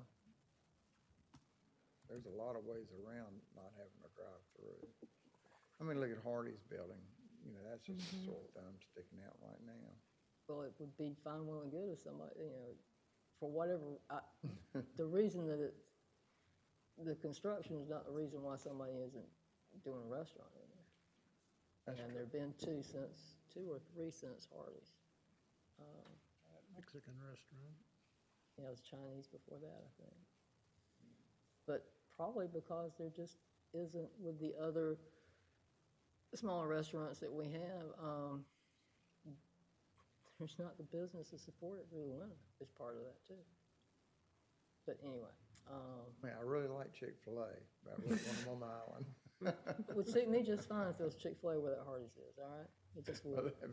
Now, Tasha might not like it so much because it might make you kind of busy down there. You know where I stand. I know. Lee? I just want to make sure that you still have walk-up restaurants. The Dairy Queen is part of our culture here. And what it might, an easy way to cure it, my concern is to define drive-up restaurant, because that's where people hand the food in straight into the car. There's no walking. But I would like to keep walk-up restaurants. They have one at the ice cream shop, too. Tasha? Bob, I appreciate you being proactive rather than reactive. And I agree with you on this. I mean, I think that some of those places really don't fit the character that we're trying to achieve here. So I agree with it. Tim? We're just talking restaurants, right? We're not talking banks and any kind of drive-through or? That's a good Restaurant drive. Just restaurant, yeah, okay. Yeah. Beverage Barn was pretty awesome back in the day. It absolutely was. I've actually ridden my horse to that Yeah. drive-through several Well, and times. the drive-through margarita place in San Antonio when I was out there was pretty awesome too. But and that was an old garage that was. And I agree with Converted. you on that. Sorry, Terry. Matt, could you clarify for us some of the comments that have been made about what exactly is, you know, how is the drive-through being connected to the restaurant, to the bank? Do we still have restaurants and fast food? I mean, what are we doing here with the way this happens to be structured in our table of uses? So that's a great question. While y'all were talking, I was taking a look at some of our definitions in the ordinance. And while those are listed as specific uses, they're not defined as specific uses. So that kind of gets us back to our required site improvement discussion that we just had. When we restrict something, it's usually best to have a definition of what that thing is. And the reason being is that staff's not asked to make some interpretation about, well, they're not driving through, they're driving and picking up, or you know what I mean? People will make all kinds of arguments to staff in order to try to meet their ends. I mean, I think based, just my first blush of looking at these definitions, we don't define drive-through, we don't define these specific subclasses of restaurant. So it would be, if this, if somebody comes in, it is up to staff to make a determination as far as what type of use this falls under. If we have, if we have separate classifications for these things, I'll pick the one that it matches. If there's a fast food restaurant that doesn't have a drive-through component and that's listed in our table, I would use that. We take a pretty reasonable approach to it. I mean, these are pretty well described as uses and pretty common uses, but it's true that they're not defined. So that does leave the door open. And speaking to there are positive benefits, and you've all talked about it and seen it in areas where you want walkability, to restricting automotive-based uses like drive-throughs, like drive-through restaurants. So there's certainly some good planning practice if that's the direction this board chooses to go. Well, and again, I'm not hearing people complain about the drive-throughs that we have, except one of them happens to be unoccupied. That's not an issue with it being a drive-through. The building's unoccupied and could be occupied by something that's not a drive-through. So what we seem to be fine with what we have. We don't want everything to become a drive-through. I'm not really sure we're in danger of that, but what's always bothered me about this special use, and most of the special uses that we have, the laundry list, we got rid of a couple of them when we had to get rid of the RMU, CMU, as I've said before. What's special about it? Yes, we have some sort of general, generic, very loosely, not at all defined, very open to interpretation, require things to consider in perhaps putting conditions on something. But the difficulty with the scoop shop, for example, took 3 meetings and probably 6 hours or so altogether, because there were no conditions that you've already, okay, if you need a special use permit, then what are the conditions that you're trying to, what's really so special, Yeah. What do you need to have in place in order for that to work in whatever district you're looking at? And so, there are no supplemental regulations, I guess is the way that our code calls that now. And I would contend that, even in CLD, it's a permitted use, but that maybe there would be some, and of course that's probably more on the line of the UDO audit, but, are there permitted with standards? Are there still regulations that need to be in place for drive-throughs for some reason? If people don't, if that's seen as something we don't want in certain places, then why is that? Sure. In terms of the regulations, is something about the lots that we have. There were issues with the alleyway behind. We have in the old Long Beach section. That's not an issue in the other CB district on the island, but I wonder why we don't have, or if having some of those restrictions that might still allow those existing businesses that we have, which are mom and pop, to not be non-conforming. If you'll permit me just a couple of extra bugs in your ear, the 2 restaurant uses we have in the table right now are restaurants, excluding fast food and drive-through services, and restaurants, including fast food and drive-through services. So I could just putting on my devil's advocate hat, I could certainly see someone coming in and making the case that if we exclude this from the CB, it excludes all fast food, whether it has a drive-through or not, because it's written as restaurants, including fast food and drive-through services, versus it has to be both in order to do that. That's, and the flip side of that is putting on if I was a person who wanted to build one, I could take the opposite tact and say, well, it's not permitted, but I'm not fast food. You have to wait in my drive-through for 30 minutes to pick your order up. So there's definitely some ambiguity in there that would probably need to be cleaned up. It would be my recommendation to clean that up. Bob, do you think we can get some cleanup language and bring it back? No, I wouldn't recommend cleanup language because I think we need to take baby steps. This has been in the ordinance for a while, this language. It definitely needs work because what is fast food? We've got fast food all over Oak Island, and a burger is a burger fast food. So there's a lot of weaknesses in this, and if we decide we're going to boil the ocean, it will take forever here. So I would recommend that we make these changes. In my opinion, again, I gave my opinion earlier about delaying zoning ordinances is delaying protection. I would add this, that, I apologize, it just went out, I'm getting senior moment, I guess. There's two kinds of changes that you should make in zoning. One, the right kind, which is comprehensive, all-encompassing, studies, expert opinions. And then those that you make, the other kind of changes you make, are those that you need to make in order to preempt the wrong kind of things going on in your town until you can make the right kind of changes.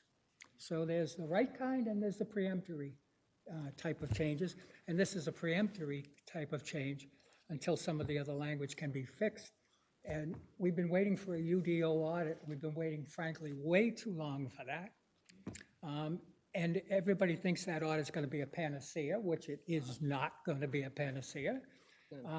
And so It's steps in the right direction. It's a little bit more than baby, but let's make some steps in the right direction here before we have the wrong types, well, quote unquote, the wrong types of businesses. Whoever's proposing it's going to say it's the right type of business. So it's about what we want to invite people to do on Oak Island Drive in our CB district, and what kind of businesses we'd like to see.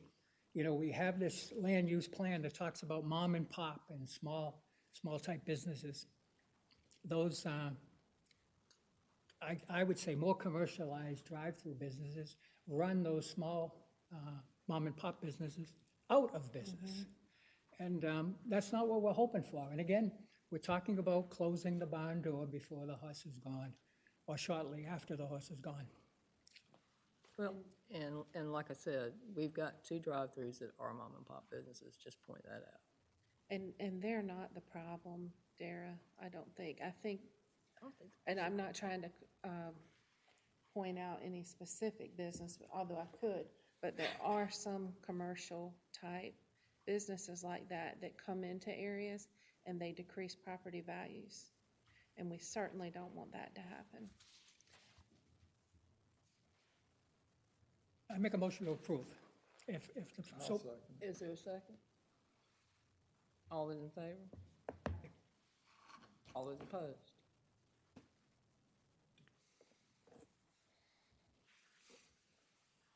So this will go forward to council?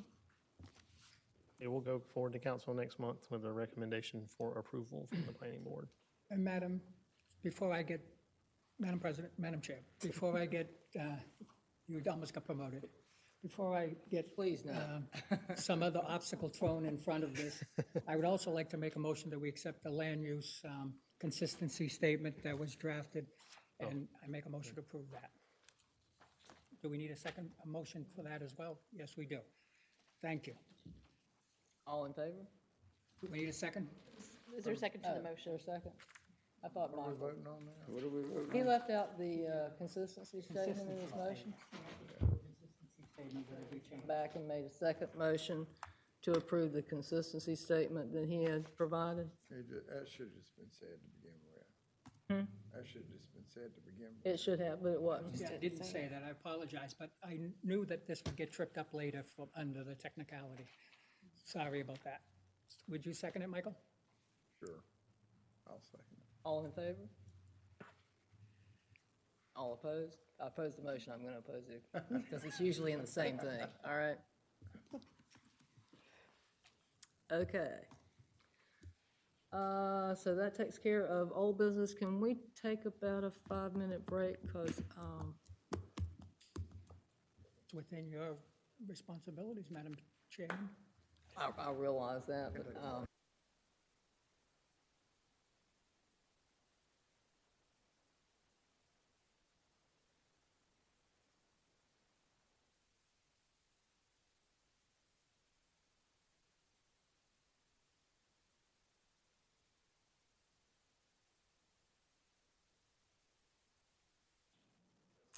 okay, come back into order and start with new business. We have 3 items of new business.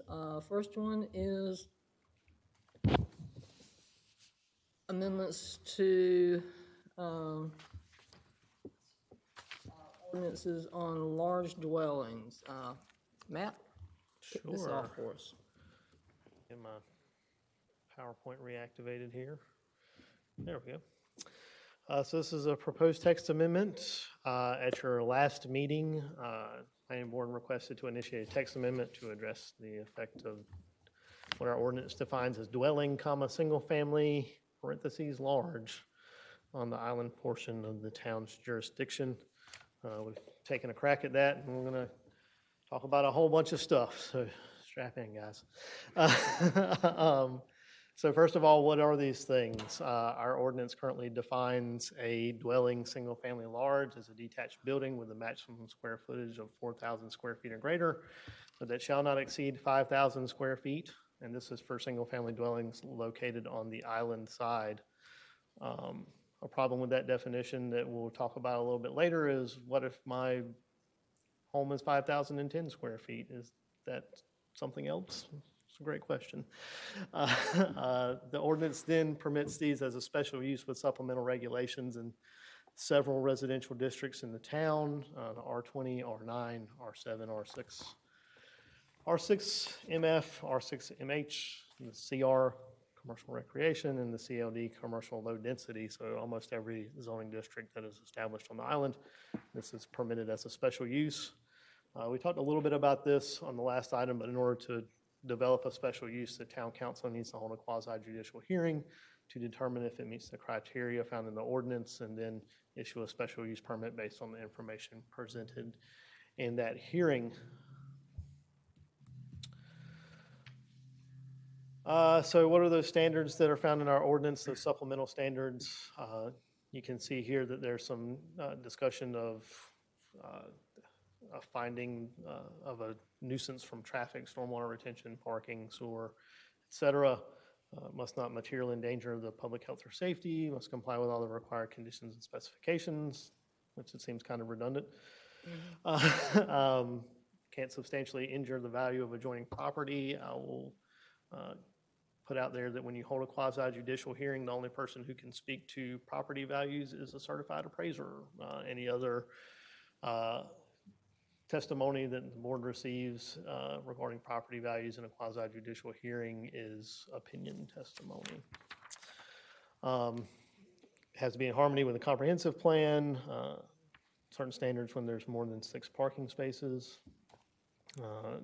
If there's not adequate infrastructure, the owner has to install those utilities. They have to may provide documentation detailing the effects of the project on the surrounding property values if desired, or if the decision-making board determines it's necessary, so the town council could presumably ask for that. Adequate lighting in compliance with the lighting section of our ordinance. They have to screen for garbage and recycling.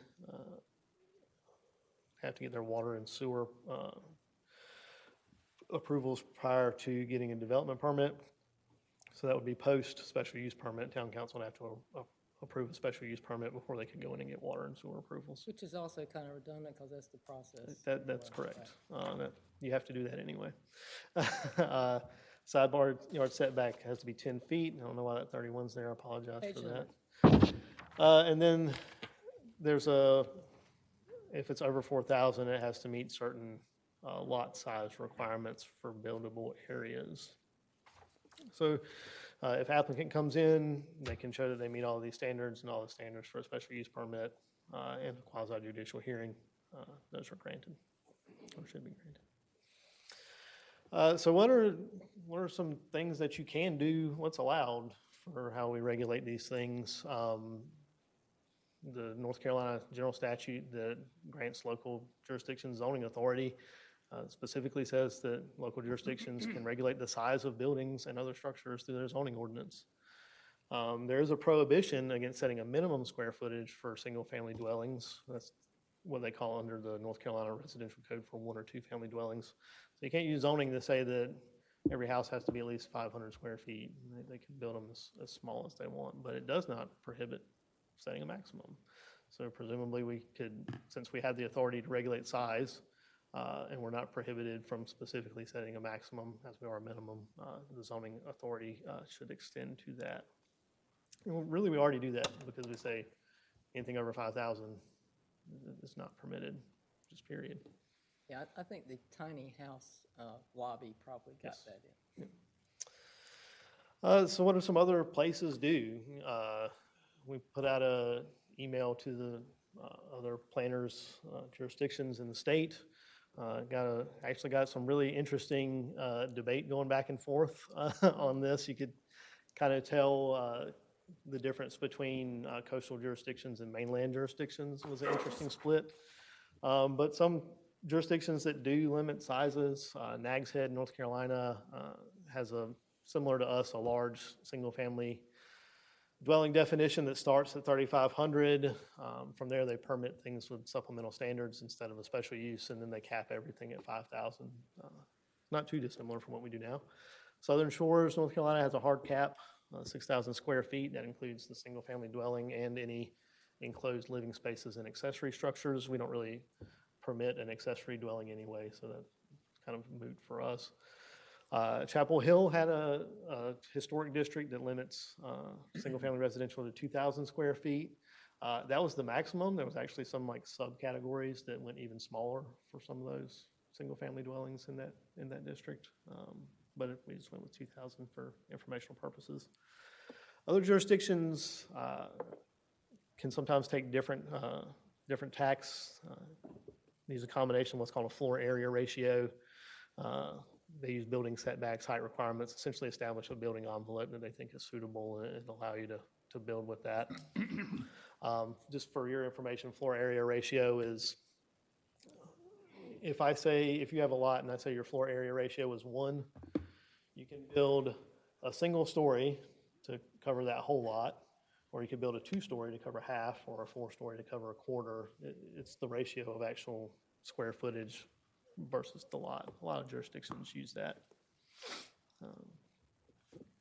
What does the APA say? The American Planning Association actually has a zoning practice issue that talks about identifying community character. And there's a few things that you can use to measure community character. Green space, so that's your common spaces, conservation areas, parks, open space. Gray space, parking, loading, any impervious surfaces that you might have. And then buildings, so the amount of site area they consume, their relationship to other buildings, open spaces and streets, the height and the mass of those buildings are all ways that you can establish a community character. The town has a lot of that already. We have parking requirements, we have building setbacks, height restrictions, we have spacing requirements. But I thought this was an interesting quote. Ordinances that fail to achieve their intended outcomes place an overemphasis on the use of the land and the lot size and lack of emphasis on site and building design. So that's, kind of when we want to set that standard, those are the things we need to really focus on if preserving community character is a goal the board wants to achieve. What do our adopted plans say? We have 2 goals that specifically relate to this. The first one, that the town will support responsible managed growth in residential areas, including both the island and the mainland, and also encourage overall land use and development patterns that support retention of the Oak Island small town character. So that's the emphasis here, is trying to figure out what that character is and how we can apply it to the town. So I'm going to show you guys some real fun maps next, and we got a bunch of them, so bear with me. Staff went through and looking at Brunswick County tax records, kind of broke out heated square footage across the island. These are based in roughly 1,000-foot increments. I will point out, our chair emailed me and said some of these don't look right. This is based on the heated square footage from the tax card. The Brunswick County Tax Office does not use your building plan to determine that. They go out there with a wheel and measure the outside area of the building and then determine that. So if you think about a building that has a 6-inch thick wall with 200 linear feet, well, that's 100 square foot that they're adding onto that. And some of these were really close to 4,000 square feet. So I would imagine that that's what's happened in a lot of the ones that we see that are over 4,000. I see a hand. Could I ask a question, Madam Chair? Yeah. So, Matt, this is why I would ask, maybe in the future, we could bring in a whiteboard so that you could maybe draw a picture with the floor. The floor area ratio was a good one for the whiteboard. I think, here's a question that I have on this one, which I think is another whiteboard question. So if somebody goes around with a little wheel and measures your house, right? What if it's on stilts? So it goes into the floor, it goes into the heated ratio. That goes into what the tax office says is your heated square footage. That is not what's on your building permit, which is, True, we look at the interior but it would report. show up here.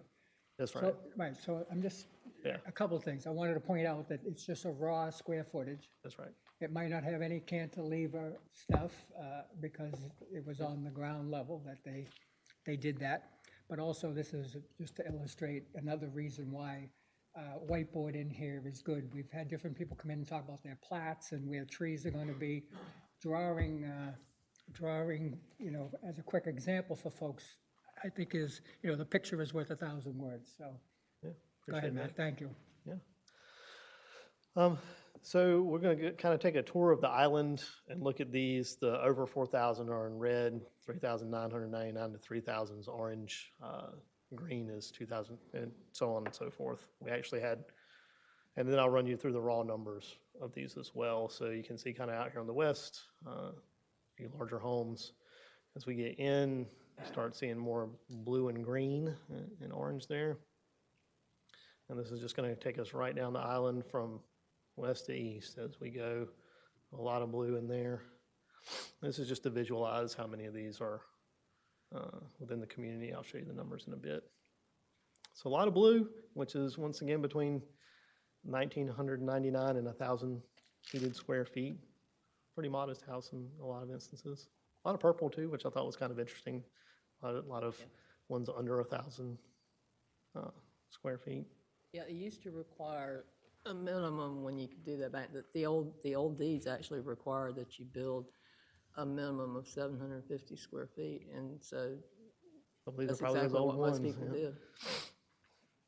did. Then we pick up a little bit, getting down to 64th. You see some green and orange kind of infiltrate through there a little bit.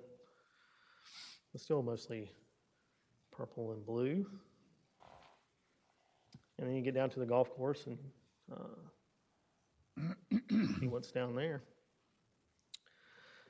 And then we didn't really hit Yacht Drive to the north, so here's a couple of slides for the sections of yacht that we didn't cover. You can see kind of along the waterfront too, you see some larger homes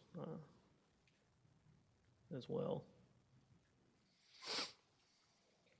And I apologize that this wasn't in your packet. I just didn't have time to, this was actually several steps of analysis to put some of these maps together and having to work with the county as well to get this data. It's not readily available in a format that allows us to look at it. So then numbers, everybody's favorite numbers. We broke the numbers down into like 500-foot increments. Over 4,000, there were 50 parcels with that much heated square footage on them. And you can see the rest. I won't go through all of them, but even over 3,000, that represents only about 3.2% of the parcels on the island that have heated square footage on them. And we had 4 with under 500. Some little houses out there, just trucking along, I guess. But the majority of the lots do definitely fall within, say, 500 to 2,500 square heated feet. So, we've talked about how you can measure community character. We've shown you some exhibits that show the at least bulk heated square footage character of the island. Per the board's request, staff took a look at that in our adopted plans and has proposed some changes to the ordinance. And we'll run through what those look like. It would amend section 6.5, which is the table of uses and activities. And we would change it from a special use to a permitted use, but only in the R20. So it would not be a permitted use in any of those other residential zoning districts at all. Permitted or special. That's right. Yeah, it would just not be permitted or special, just not listed. We would amend the definition of dwelling, single-family. Sorry, Matt, could you refresh our memory on a map as to where our R20 is on the island? Oh, yeah, sure. We actually, the R20 on the island is the golf course. If everybody's familiar with that, it's the most eastern part of the island. That's the only section of R20 on the island. Sorry, I don't have a zoning map in here. So we would amend that definition to make sure it encompasses just everything over 5,000 square feet. I don't have somebody coming in and making the weird argument that, well, mine's 5,100, so it's technically doesn't fall under this definition as it's written right now. But we would relocate that maximum size to the supplemental standards. So this is just kind of a brief summary. You have a written detail of those supplemental standards that we would revise. So first of all, we'd establish an intent. That's very important that you say why you're addressing these standards in the ordinance and ties that to the community character of the island. It would ensure that existing structures are regulated as legal nonconformities, meaning they're allowed to continue as used, and make sure that that's tied into our nonconformity ordinance. Establish those minimum lot sizes, maximum habitable living spaces, minimum side yard setbacks. A couple of things we picked up from other jurisdictions is require them to preserve a certain percentage as natural vegetation. So we're just saying in a certain area of your lot, just leave it. Cap wastewater capacity. We have a whole lot of wastewater capacity. My understanding is we only use about 2/3 of it on our busiest day.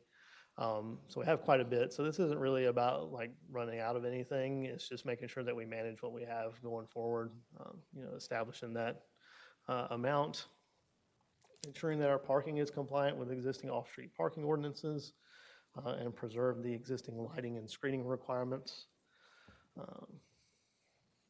So the staff does feel that these recommendations are consistent with the comprehensive plan, as well as reasonable and in the public interest. So we are recommending approval on that. I'd be happy to try to answer any questions you might have or really anything going forward. Thank you, Matt. I think the color mapping really helps you to see what the character of the community is. And that's what we've all been talking about for a long time. That said, we started out with this 4,000. I'll just go ahead and put this out here on the table, and we can go, line by line if you need to, and get everybody's input, because that's what we were given, right? I personally would like to go down to at least 3,000 on that, particularly given how that maps out and how we look, what the character of our community is. So that maximum would be 3,000 rather than 4,000. But we'll see how everybody else feels about that and what are the questions y'all have. Tim, start with you. I wasn't ready for you to start with me. I was waiting to hear everybody else, because you're hitting me with a Well, I different started direction. with you. And start moving seats around. Madam Chair, Come back. Go ahead. a question. What are you talking about when you said you want to go from 4,000 to 3,000? No, what I'm saying is the maximum would be, on the island, would be 3,000.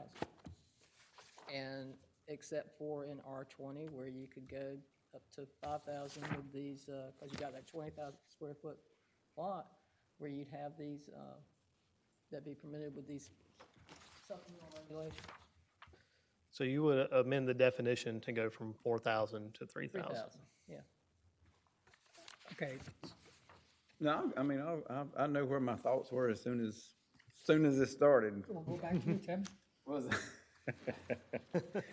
So to go, and I'm not finding it here because I've been flipping through, but to go, to meet your setbacks and everything, you would have to have, what, 13,000 square feet to go above 5,000? Is that what No. okay, correct me on that. What we have now is the 5,000 is the cap. Gotcha. Okay.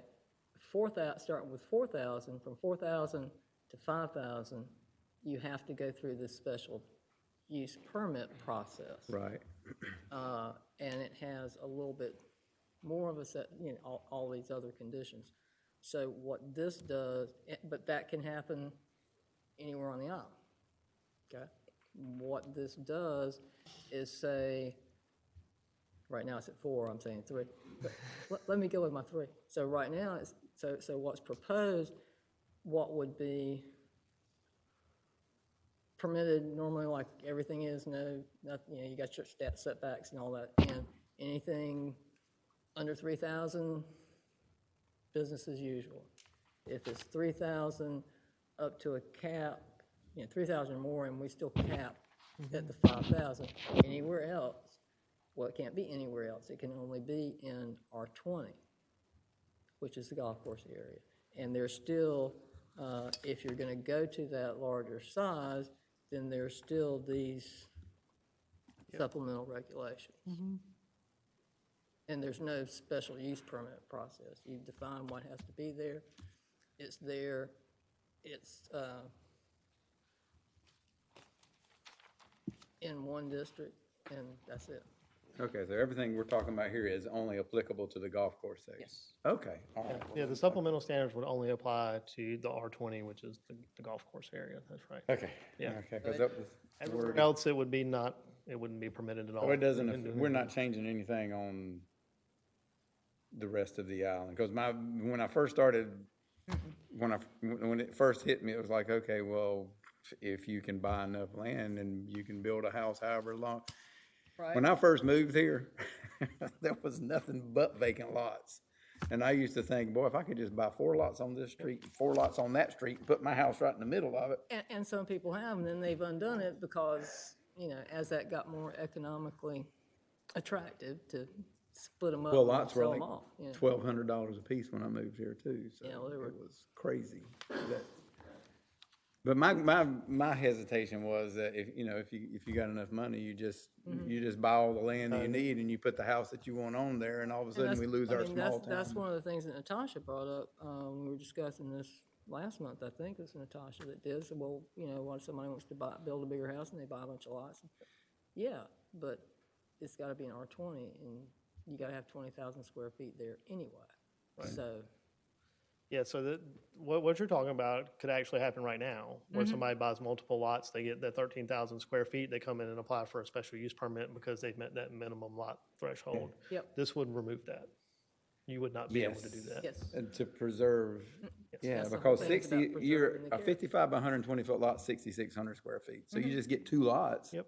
And you've got 13,200, so you're inside of that. And then you build a 5,000 square foot house on it if you go through the special use permit and meet all that. Exactly, and there are people. And that's anywhere. The original ordinance, the SUP part of it that we have now that we're looking at getting rid of, My understanding, the thought process at the time was that where do you have those, where are we getting larger houses built in Kings Land? Where do you have that size lot? Most of, just about all those lots in Harbor, Kings Land, and some of the other ones are 15,000, 19, you've got enough square footage, but what would you do to kind of mitigate the impact of that? So it was really designed to build large houses at Kings Land. Well, apparently a lot of people, that's maybe wasn't a good policy direction. Well, and going back to what Natasha said, Even the older homes down there are not, as large as, And I was concerned that was that they going. would do that. That was my concern. Right. with the new proposed, we have no areas Yeah. that we've preserved, we've lost, because used to, it was rolling dunes down there on the west end. And but like Matt said, you could do that, and you can do exactly what you're talking about right now under the SUP process anywhere in town. okay, And so this would eliminate that. that's good. And I'm a real estate broker, so I'm home. I want to preserve what we've got, and that's, I've seen that happen where people come in and all of a sudden they get enough property where they can build a really big house somewhere. And yeah, I want to preserve what we've got. So yes, if this is something that's moving in that direction, then y'all just, you take it away, Bob. This isn't in your this wasn't in the presentation, but it was in the staff packet. That was something that we looked at was, investors buying multiple properties or even multiple properties that might have more modest homes on them and finding a way to tear them down and combine them and then building a large home instead of, so now we've lost two homes in place of one large home. So that's something to think about, and that's part of why we went this direction. We have such a small town atmosphere, and we're trying our best to hang on to that thing. So yeah, that's okay. That makes it a little clearer there. Good. Paul? Yes. Okay, try to focus my comments, Madam Chair. I almost lost the plot. I had it and then I thought I lost it, but what we're talking about, I like to sometimes frame things as simply as possible. We're talking about large homes, okay? They're called dwellings, single family, okay, but who knows what the definition of a family is with 10 or 12 bedrooms in a large home. So The legislature defines it. we're talking about large homes, and the definition of a large home is, at the moment, something over 4,000 square feet. And we only have 50 of them on the island, and it's 0.5%. The definition of a small home is up to 4,000 square feet, 3,999. So we're not talking about small homes. That's a small home, 3,999. Okay, that's about 6 or 7 bedrooms easily. And we're trying to deal with the North Carolina general statutes that allow for, these homes and some of them turn into just hotels basically and so forth. And so what we're doing is we're taking out the special, I always get the name wrong, the special use permit, and just allowing them to be in R20 zones. And that's the Williamson tract, I believe, is. No. No?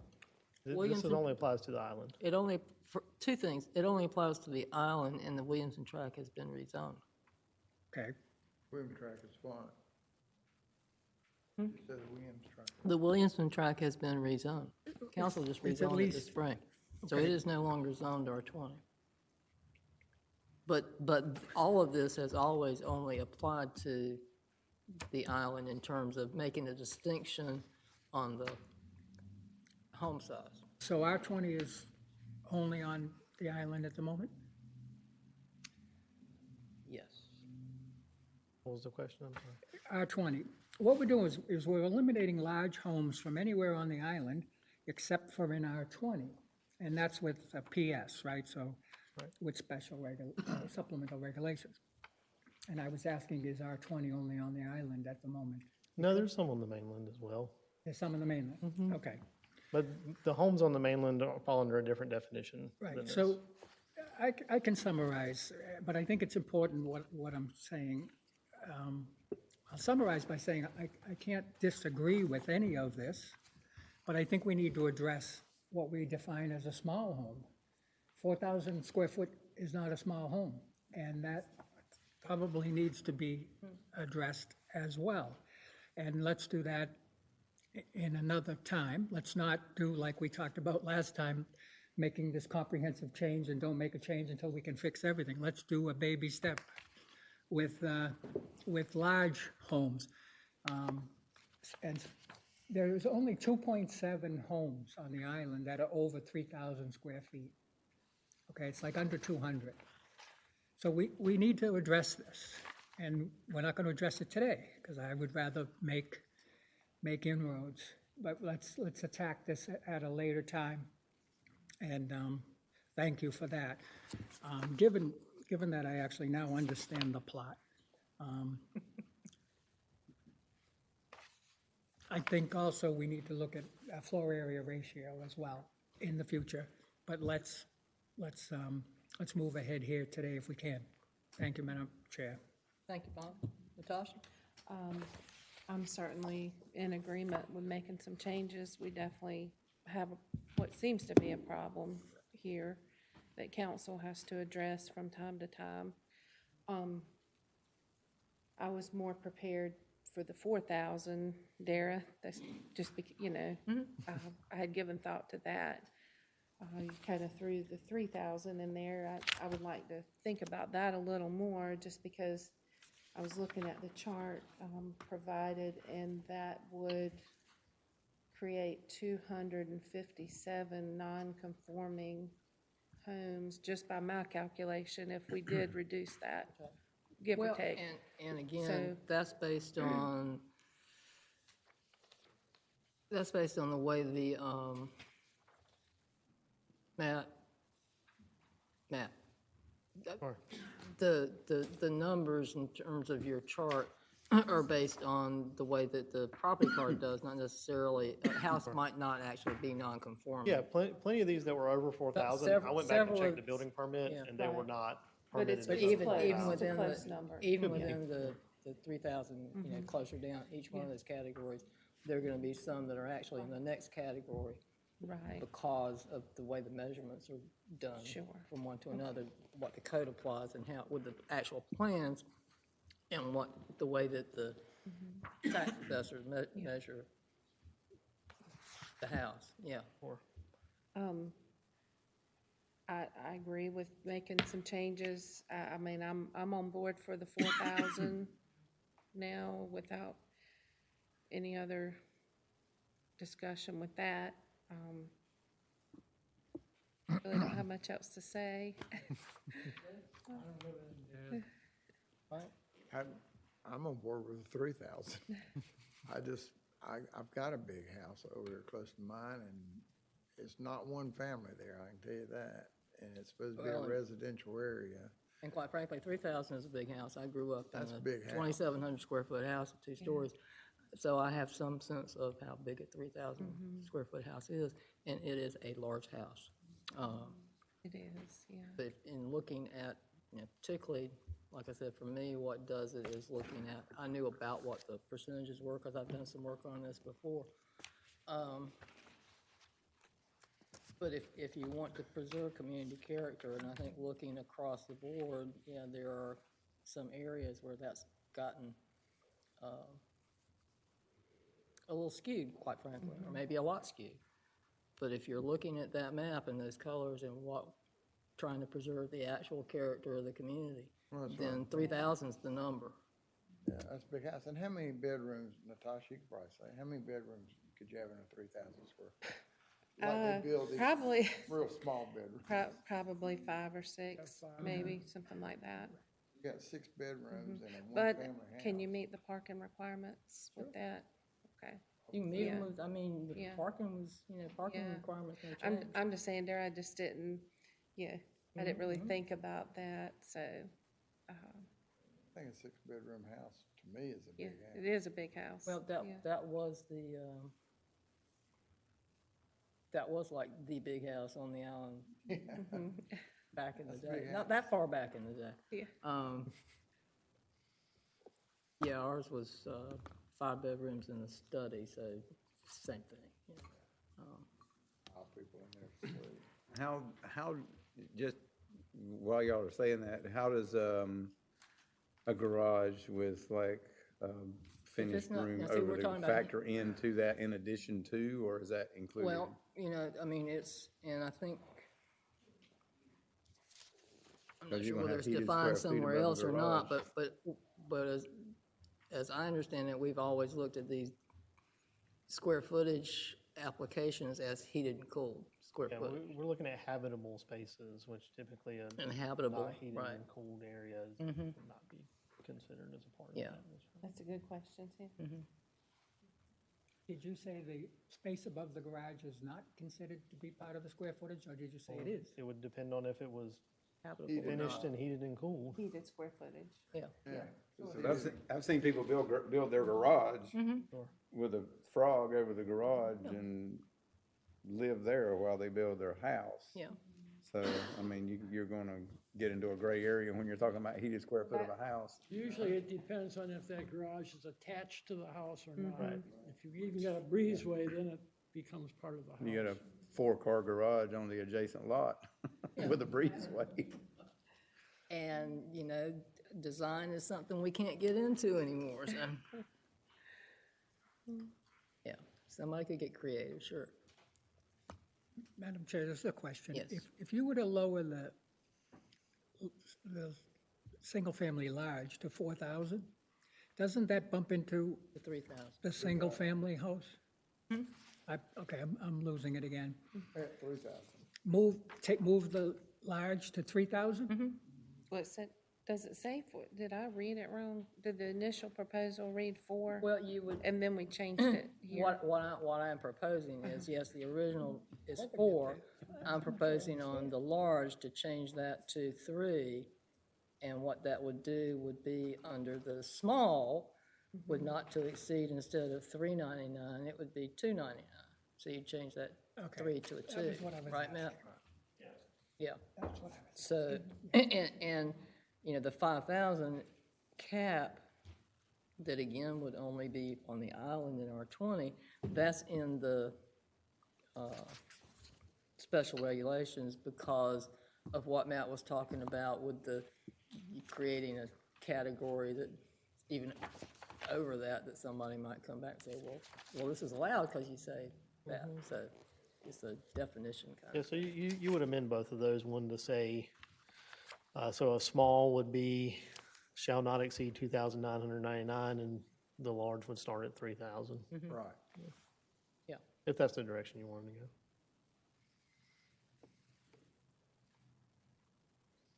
Anybody have any other questions on the proposal? The only other thing that I saw, Matt, let me make sure I'm saying this right. Yeah, the only other thing I saw about where you're on page 38, 27.5.1, where you're talking about the open space and landscaping requirements.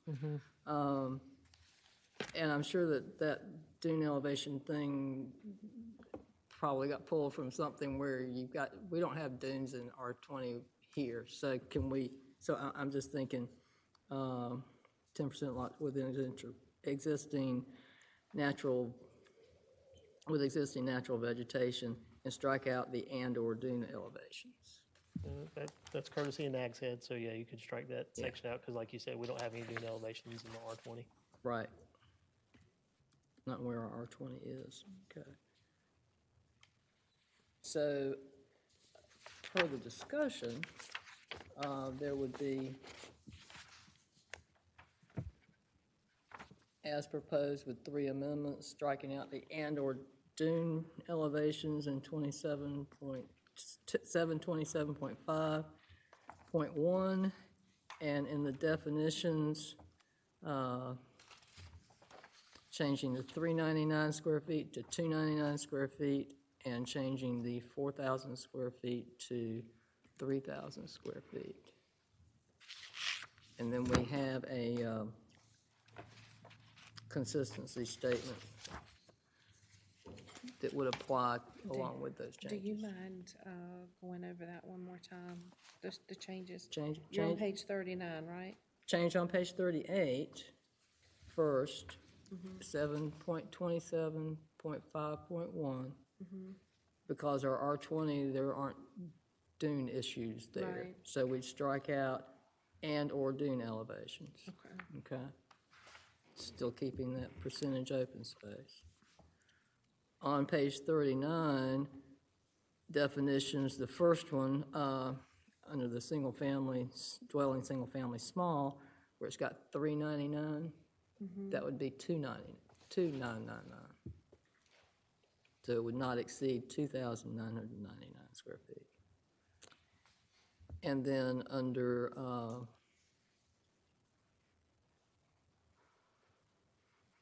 the definition of large, where it says 4,000, that would be 3,000. Madam Chair, does page 38, 72741, right at the top? Does that need to change to 4,000? Or 3,000? No, because that No, that's your, establishes yeah, that the was very your, top end of what a large house can be. and we're saying an R20 with 20,000, with half-acre lots, basically. That the 5,000, as we have always had it, is,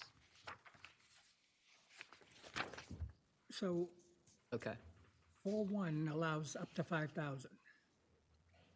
Where does that fit with the definitions, A3? So if you're defined as a single-family dwelling large, which the chair has suggested is changed to 3,000, you would still be capped at a maximum of 5,000 total. So a large is from 3,000 to 5,000, but you don't typically put a cap in the definition for the reason I pointed out earlier, because someone could say, oh, well, the way it's defined, I'm not actually a large house, I'm something else. Okay, but I guess I'm confused again. The A3 dwelling, single-family, page 39, it says a detached building with a maximum square footage of 4,000, which we're changing to 3,000. Okay, so it says maximum of 3,000 as amended. Oh, that needs to change too. So how does that square with 4.1? That should not say maximum. That should just say with a square footage. Did I misunderstand? Can you read that section number again, Mr. Callahan? Well, I thought that, Madam Chairman, amended on section A3 on page 39, the definition of single-family large, second one down. She lowered, was recommending lowering from 4,000 to 3,000. So that says the maximum square footage of 3,000. And that's existing language that we should change as a part of this. Well, 'Cause I'm it's not so confusing. sure we should. We can't fix everything today, right? But we can make protections. What are you, okay, so, But I would, so for dwelling single-family large, recommend changing that language to say a detached building, actually, a detached building with 4,000 square feet, or whatever square feet you guys decide on, 3,000 or more, would be the easiest change to that language, so you're taking out, with maximum. you're Or taking a maximum. detached building with 4,000 square feet or more. 3,000 square, so Oh, you're taking 3,000 out, square feet more. with 3,000, so you're taking out maximum square footage. And adding or more to the end. So you're saying everything over that is encompassed in this definition, Because then you're, because then you're a large. detached building with 3,000, or footage of, with 3,000 square feet, with square footage of 3,000 square feet? So all you're doing is deleting maximum. Detached building with square footage of 3,000 square feet. Or more. Or more. I'd say or more. Or more. Yeah. Then would you keep the part in parentheses? Yes. And so you're still striking out the, yeah, that, Bob, I agree, that wording and back end always confused me, and that's from the original language, it's been there since 2016, and But I'm not sure what's wrong with it, okay? So why do we need 4.1? Basically, 4.1 allows you to go to 5,000 square feet. It sets a maximum. 4.1 sort of sets a maximum for large. And the definition just says it's a detached building. I mean, it's almost like worthless, right? It's a detached building with a minimum of 3,000 square feet. So if you combine the two, you basically have the definition being a single-family large is between 3 and 5,000. That's the alternative. You could change the word maximum in the definition to minimum so that you're catching everything in between. The idea is that everything over 3,000 is a large home. large. And is capped at Okay, 5. okay, got it. So we've now defined large to be over 3,000, but we haven't done anything to decide the limit. So the limit is 5,000? I think the 5,000 square foot home is enormous. And it's what the folks here tonight were complaining about, and today, I should say, and what council talks about when they sent this over to us. I think 5,000, I mentioned earlier, we only have 50 homes over 4,000. by the way, council. What are we didn't send it looking to us. build on the island here? I agree that it's only in R20. You can only put a large home in R20. But the North Carolina legislature has sort of dealt us a deal here that says, you know, you have to have hotels on your island in the residential districts. And it's up to this board and council to say where we're going to have them or not. And I would suggest that 5,000 is too big, and it only becomes a hotel. It's not a home. And I love the wording, right? The wording says it's for a family, one family. Beautiful. I bet if they couldn't rent it out, they wouldn't build it that big. And you know, when you live on the island, there's not too many people putting in big studies and lots of rooms for entertaining, right? They're bedrooms. That's what people build in this square footage when you're near the water. So I think we should discuss how big what we recommend to council for the maximum. Okay. Yeah, Matt, can you pull up that map of the golf course area again? Right there. Okay. So, what do you want the maximum to be? Bob? Well, you know, I think we should discuss it, but I would say 4,000 would be a starting point.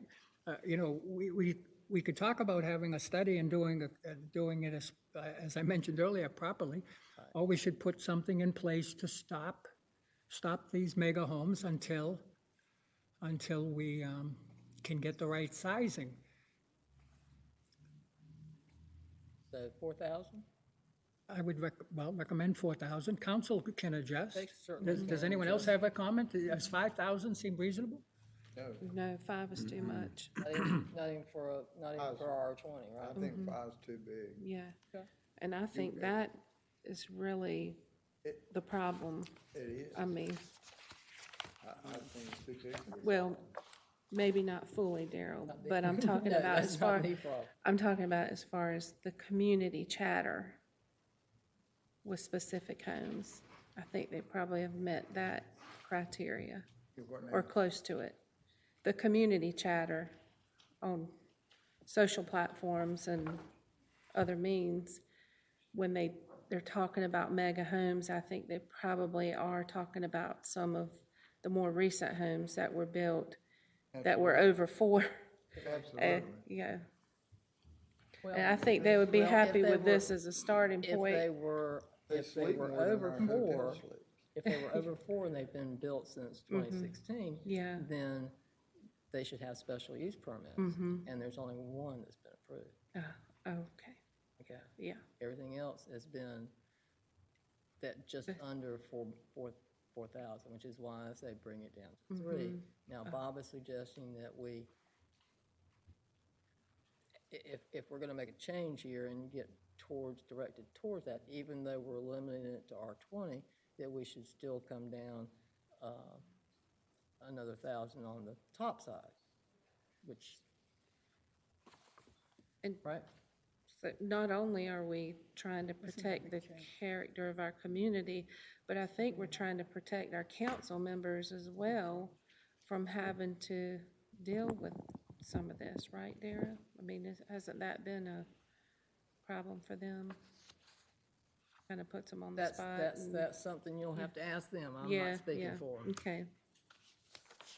Guess it's irrelevant, but, yeah. What we're trying to do is what's good for the community overall, for the long term as a whole, not Yeah. how it affects any 5 or 7 Well, that's people. true, but. But granted, that has been some of the chatter, as you Yeah, say. yeah. Care about that. Okay, so taking out the and/or Dunif elevation, going to 299 instead of 399, strike out maximum, change 3,000 to, or 4,000 to 3,000, add or more. Yeah. And in 727 4.1, reduce the 5,000 to 4,000. Thank you, Bob. Make a motion to approve. As amended with the associated land use plan consistency statement? Yes. Thank you. Thank you, Madam Chair. A second. Oh, I'll second. I'll second it. All in favor? It is unanimous. Thank you all. Okay, so that also will be going to Town council. town council. Yes, ma'am. All right. Next item on the agenda is a proposed zoning map amendment. Matt, I'll let you introduce, and then we'll hear from the applicant. Absolutely. And in just a second, I'll walk you through the staff report on this particular item. So staff received an application for zoning map amendment for parcel number 233NA00101. The petition is to change the zoning from R7 medium density residential to CR commercial recreation. Section 4.6.3 of the UDO requires the planning board to advise and comment on whether the proposed map amendment is consistent with any comprehensive plan. The subject property is approximately 0.64 acres and located on Kings Lynn Drive. Here's an aerial photograph of the subject property. You can see Kings Lynn right in the front. And this little triangle nugget here in red. So the current zoning is R7 medium density residential. It's established to provide areas for the preservation and development of residential neighborhoods and for medium density residential development. It's predominantly single family dwellings, 2-family dwellings, and accessory uses. Just some dimensional standards here. This is all in your agenda packet as well. Lot sizes, typically 7,500 square feet. Lot widths, 60 to 75 square feet. Front setbacks, 25. Rear yard setbacks, 10. Building heights, that is related to the flood hazard area. If you're not in the coastal flood hazard area, it's 35. If you're in it's called the VE zone, it's 41 to account for that extra flood hazard. Here's the zoning, pretty much surrounded by R7 zoning as well, consistent around the property.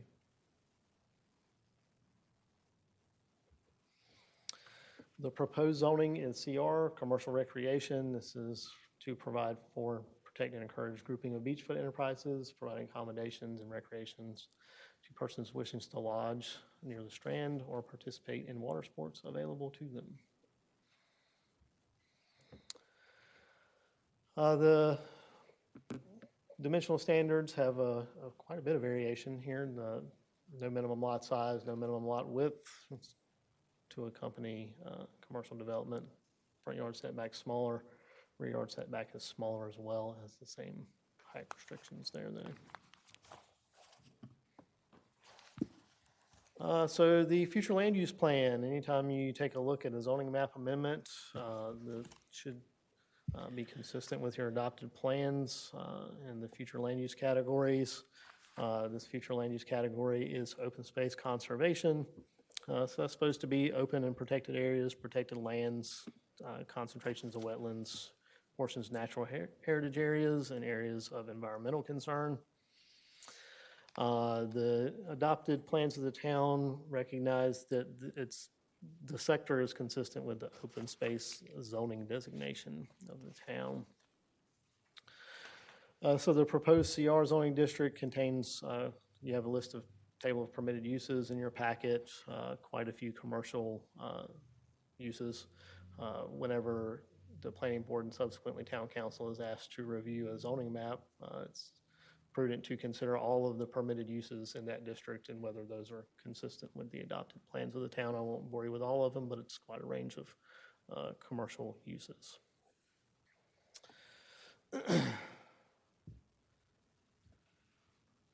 So in addition to consistency, when you have a zoning map amendment, you want to take a look at it. Is it reasonable? Things that the board can consider and whether something is reasonable is the size, physical conditions, benefits and detriment to landowners, as well as the neighbors in the surrounding community, the relationship between the current actual and permissible developed uses, as well as those on the surrounding tracts under the proposed amendment. And then whether the action is in the public interest, and this is kind of a crucial one here, whether there's been any conditions changed that would warrant the amendment. Town council should take the comprehensive plan into consideration, but it's just a guiding document. If they find that conditions have changed that would warrant the map amendment, that's an option that's available to them. So planning board should consider that in their recommendation as well. So taking all those factors into consideration, staff's opinion is that the proposed amendment is inconsistent with the comprehensive land use plan and also not reasonable in the public interest. So staff's recommendation is that the planning board recommend denial to the town council of this zoning map amendment. As you mentioned, the applicant's here. I'll be happy to try to answer any questions, or if you want to hear from them first, I'm at the board's pleasure.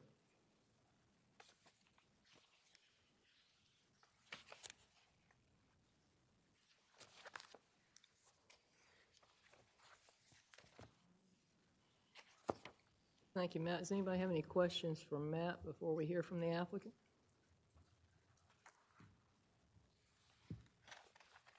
Okay, seeing none. Mr. Sutton, would you like to come to the podium?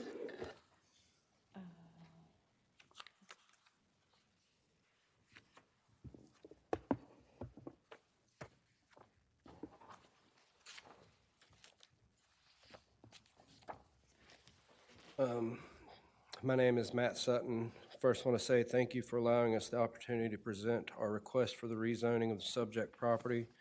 We respectfully disagree with the recommendation of the planning department staff that the request should be denied on the basis that it is inconsistent with the comprehensive planned future land use, designation of open space, and not reasonable or in the public interest because it would create a small zoning inconsistent with the adopted plans of the town. Regarding OS future land use designation, the future land use map designates this parcel as being suitable for open space and conservation land use.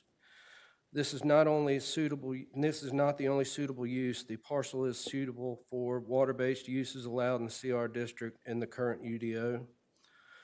The proposed CR use contains many land uses more intense than R7. While this is technically correct, the lot configuration, building setbacks, and CAMA setback, which is 30 feet from the mean high water line, eliminate the possibility of building a structure supporting those more intense uses. Therefore, the entire range of possible uses in the CR cannot exist on the parcel and should not be considered by the planning board. The physical limitations of the parcel's land area limit feasible uses to water-based uses which are fully compatible with surrounding R7 parcels. Regarding reasonableness considerations, the planning board must consider the reasonableness of the rezoning request. They are allowed to consider for the following. Size, the staff report notes that this will be the smallest CR parcel in the town's jurisdiction. The small size should reduce the concern about the possible negative impact on the proposed use of the surrounding properties. Benefits and detriments to the neighbor and surrounding communities. The proposed rezoning would most definitely benefit the neighbors and surrounding communities by offering lots without direct water access the opportunity to take ownership in a water-based use. Benefits to the public interest include the rezoning offers a dramatic increase to property values and thereby property tax revenue for the town. In conclusion, rezoning creates an opportunity to provide R7 lots with a valuable water-based amenity that is consistent with the R7 use and that will support the public interest through increased tax revenue. Further, the water-based use is consistent with the stated uses of open space and recreational areas that is allowed in the open space conservation use. We are happy to address any further comments from the planning department staff and planning board has. Thank you. Thank you, Mr. Lewis. I do have a couple of questions, but I'm going to see if anybody else has any first. Since I started with you, Tim, before, I think I'll start with Michael this time. You got any questions for the applicant? Who's wanting this? Me. Me, I plan on putting some boat slips there. It's just going, so it'd be like your business. I plan on selling all the slips and more than likely being run by an HOA that'll be governing. When you say more likely, that's not a guarantee though, right? Well, I do not plan on running a business there, no. You're developing this just to sell the slips? Correct. And are you looking at selling them to the people that live on the island or just to anybody? Just the people that live on the island.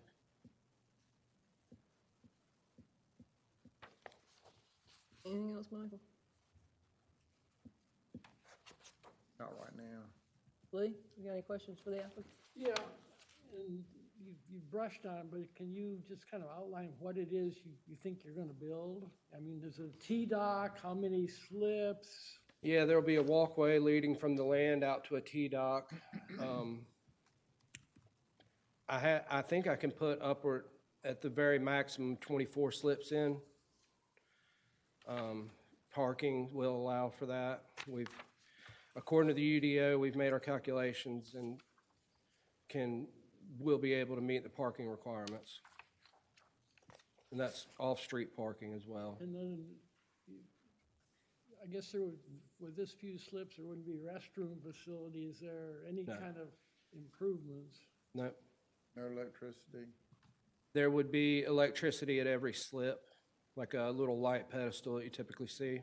And what about there'd be pump outs, I guess?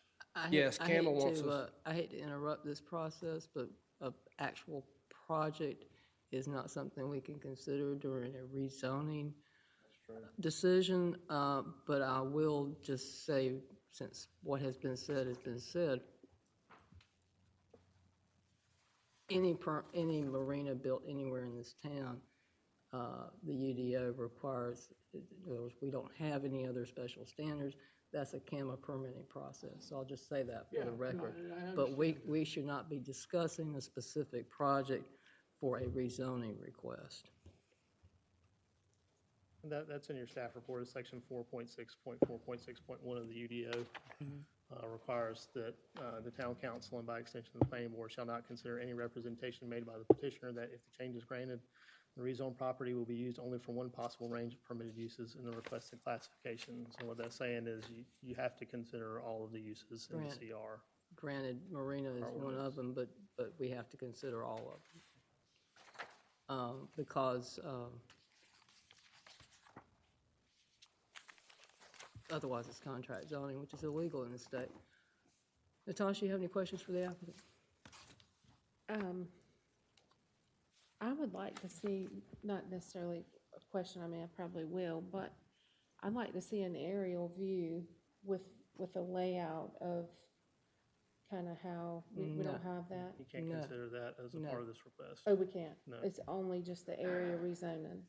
The only thing you It's consider only is the rezone. CR zoning. Right, okay, sorry. That's it. Reasonable and consistent with the adopted plans of the town. Bob? No questions. Ken? Is there navigable water 24/7? I mean, what's the water depth like there? There is the channel that comes in front, and that's deep water through there. I believe it's 4 to 5 feet when I went through there at low tide, well, about almost low tide. Then on the other side of the shoal, there is passage on the other side as well. So would you come, Tim? what? Technically, We can't talk about the specifics. Okay, It's a rezone. Project, we're talking about the uses, okay? okay, all right, never mind. You have any other questions? No, because that was really what I wanted to know. Is this spot zoning, would this be considered spot zoning? I'll let Matt address that. Is this The spot spot zoning? zoning? That's what the reasonableness is intended to determine. So spot zoning is permissible as long as the board makes certain determinations that it's reasonable. Right. So But you in would have to most- determine that it would be In reasonable. most instances, it's not in the favor of the residents to approve spot zoning.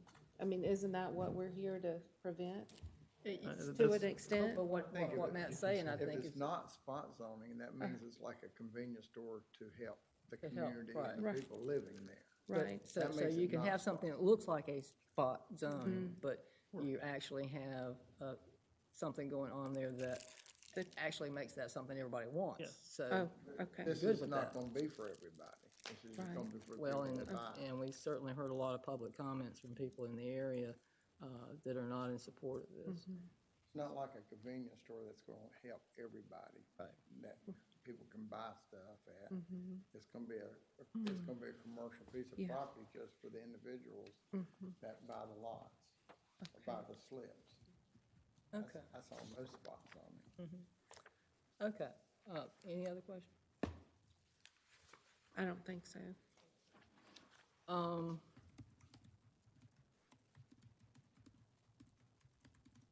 Anybody have anything else? Because I've got a couple of things I want to ask. Mr. Sutton,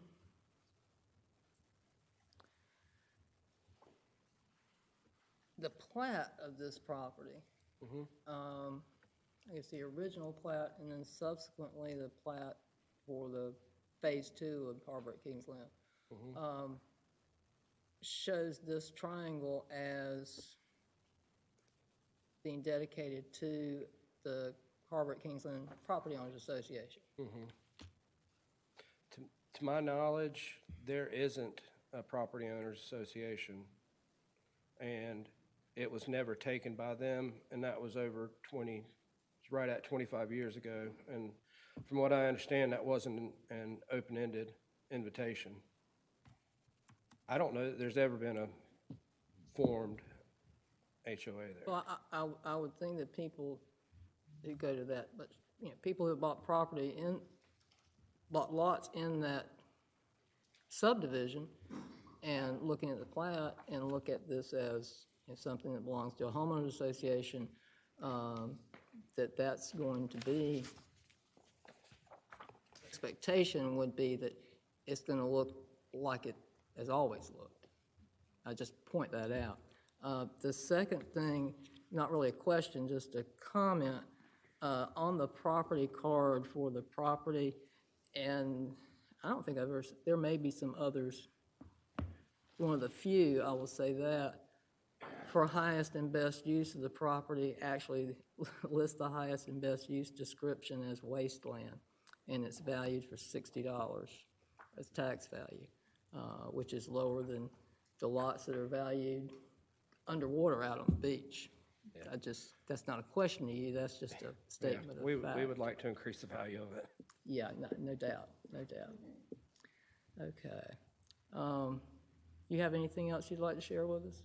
Ted, I have some general comments, if I can. My name's Ted Tross. I'm assisting Matt. I'm a design, drafting, and project management consultant, and helped him with the layout and some of the opening statement and things like that. Sorry, can you spell your last name for me? T-R-Z as in zebra, O-S. It will look odd when you type it out. Well, I wouldn't have come up with that, so thank you. Okay.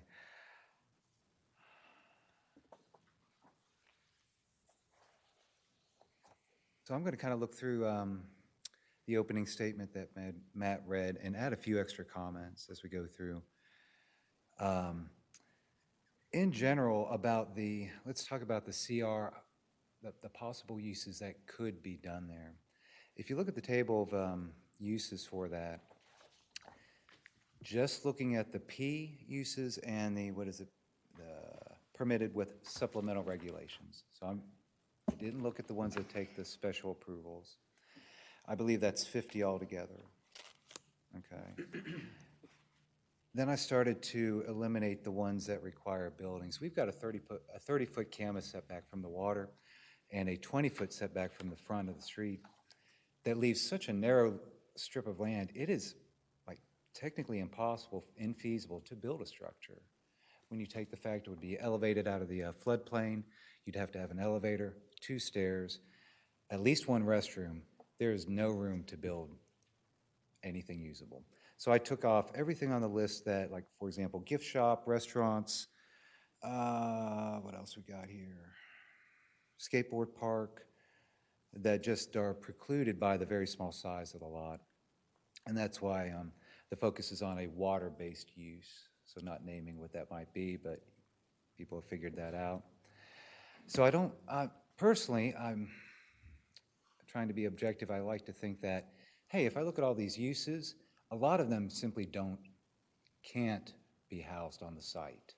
So I hope you guys would take that into consideration.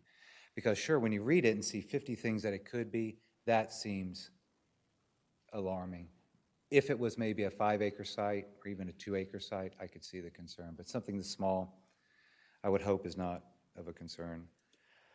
Let's see what else.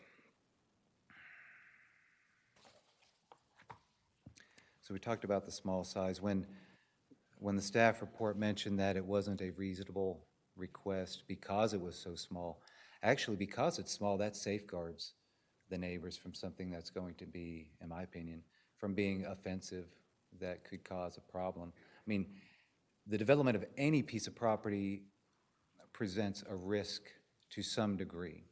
You know, someone builds a house, you could have a bad neighbor move in, and who knows what's going to happen there. So there's always a risk. The gentleman mentioned the possibility of storm damage if a dock were built to damage his dock. Well, the same can be said for his dock getting damaged and blown against ours. I mean, it goes in both directions, and anyhow, we would expect the small size to minimize risk, though risk can never be removed. Let's see what else we've got. Benefits to the neighbors. Anyone who might want to buy into any development that would give them access to the water certainly would find that to be a benefit.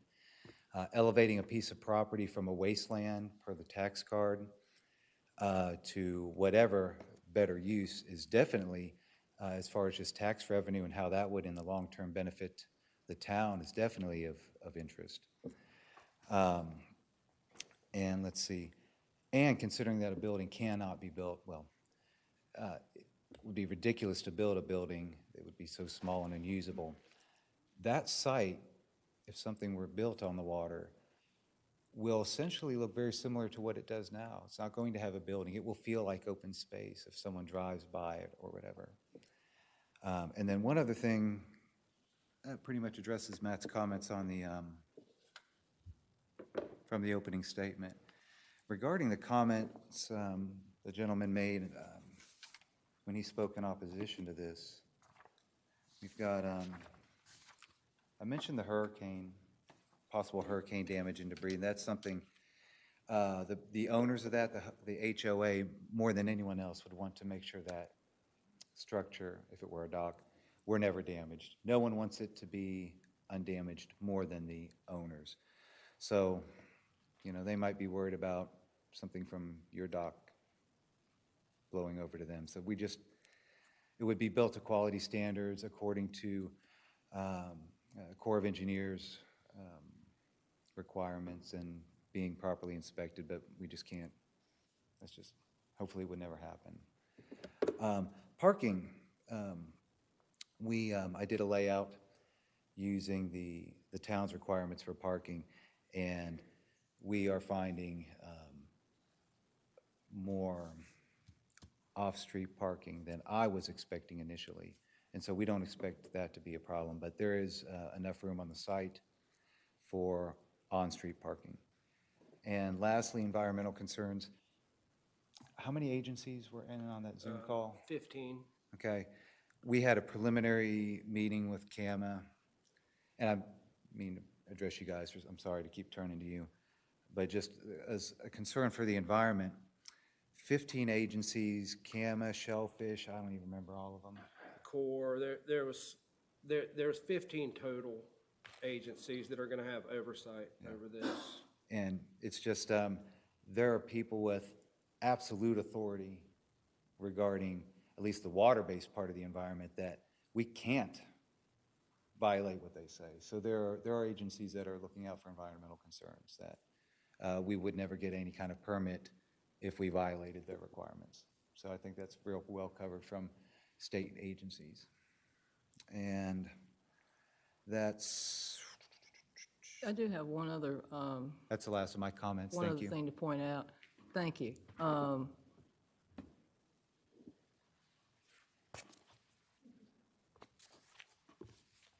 I will say that CAMA regulations on water-based activities, while there have been a lot of changes over the years and some improvements, some not, most people have, I think there are people who are continually surprised at how disappointed they are at how that doesn't protect the environment or the area. But also, speaking of CAMA protecting an area, the original plat for phase 1 of the subdivision that this triangle was in required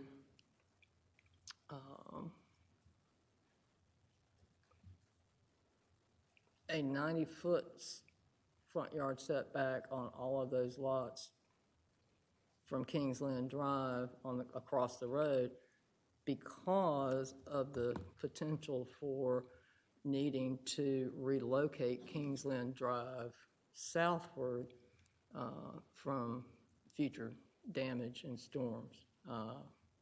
And so that triangle is on the other side of that triangle is protecting that road, quite frankly. And I would not think it would be in the public interest to weaken that protection. That's just my personal opinion. Okay. Does anybody else have anything they'd like to add, or does somebody have a motion? The staff has recommended denial, and so an appropriate motion would be to recommend denying the rezoning request and adopting the associated land use plan consistency statement.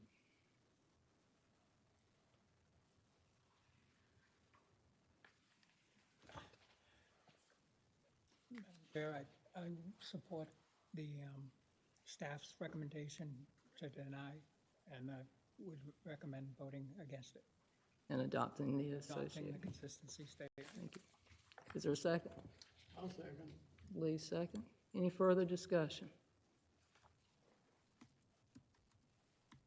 All in favor of denial? We're raising our hands here. That's unanimous. I appreciate your time. Thank you. Thank you, gentlemen. That will also go to council. Great. Okay, you're going to bring us up to, well, we're going to set a meeting for, I guess, our first UDO audit meeting.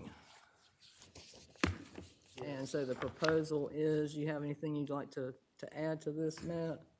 No, this would be the kickoff meeting. The Council of Government staff has a regular conflict with your regular meeting date, so they couldn't work it into our schedule. So they recommended a Thursday morning, August 11th. Considering you're already meeting on a Thursday morning, they thought that would be the best time. But if there's conflicts or we need an alternative, I'm open to that. Yeah. The first meeting would be for them to describe the process and essentially give you the first round of sections to look at. So the first one would probably be not very long, just because you won't have had anything to review prior to. Okay. Anybody have any problems with the August 11th? Just have a question. So Sure.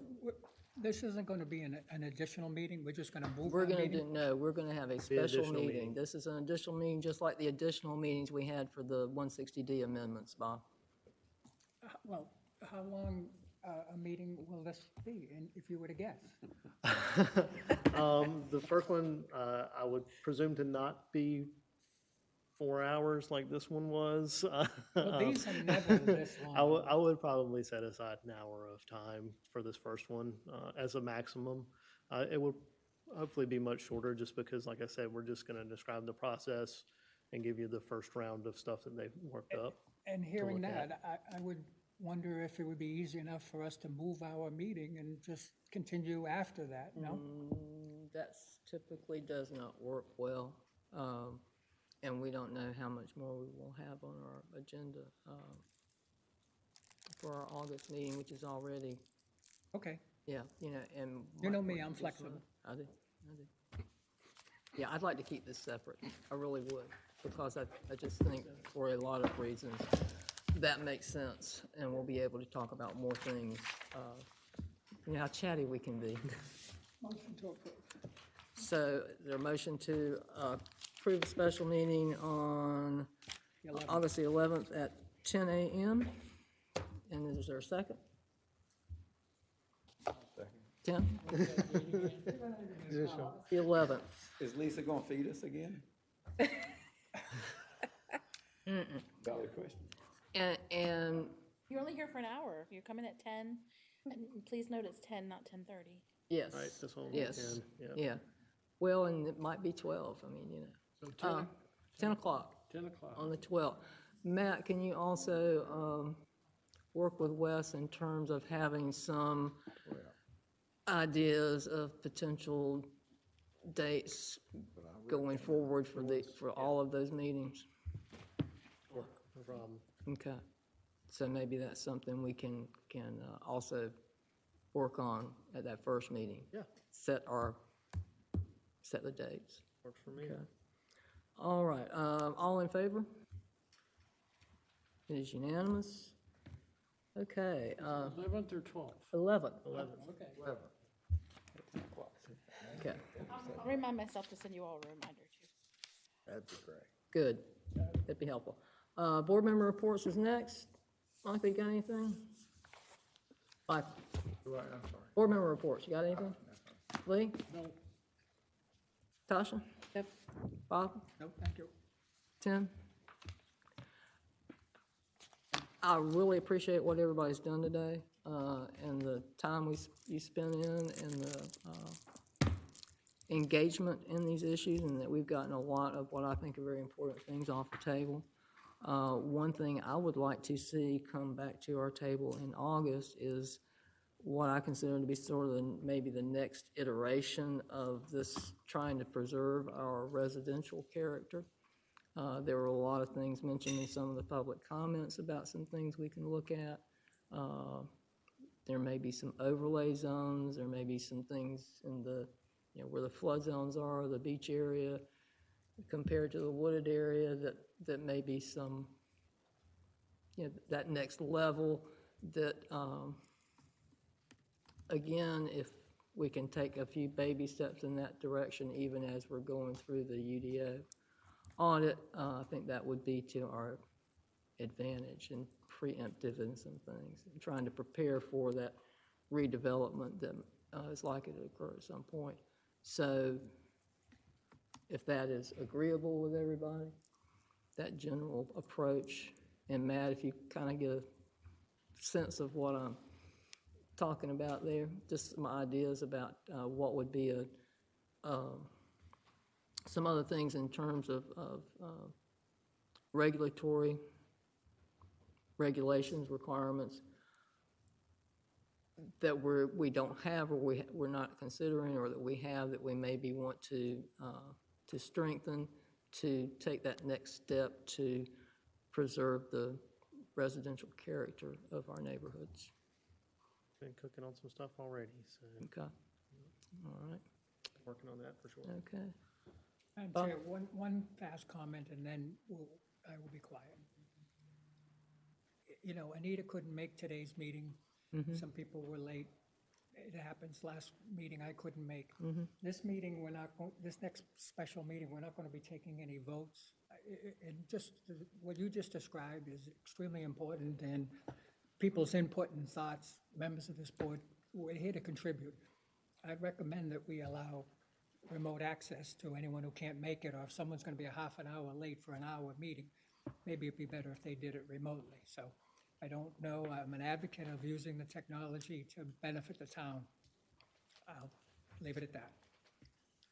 And that will be a council policy to decide. Okay, staff report. Matt, you got anything else for us? Man, I sure hope not. Me for one day. Thank you, though. No, going great. Planning staff's busy. Zoning enforcement and plan review continues. They're tremendously busy down there. We've got a great staff that does a lot of work for the town. We've got working on hiring some more help, actually, so we can't get them in here fast enough that way. All right. Again, thank you for all your preparation and putting all this together for us today. Lisa, thank you for writing it all down. I do actually have one comment. I'm sorry, I know it's running. Several months ago, Mr. Butzine had asked about an old reference to the Estuarine Shoreline Stabilization Committee, and that has been removed from the ordinances. So we did follow up with that. That was in the housekeeping council last time. So, thank you. Thank you, Lee. Okay, is there much to adjourn? Make a motion to adjourn. Second. The last one here. I'll second it. All in favor? It is unanimous. All right, thank you all again. First out, is that how?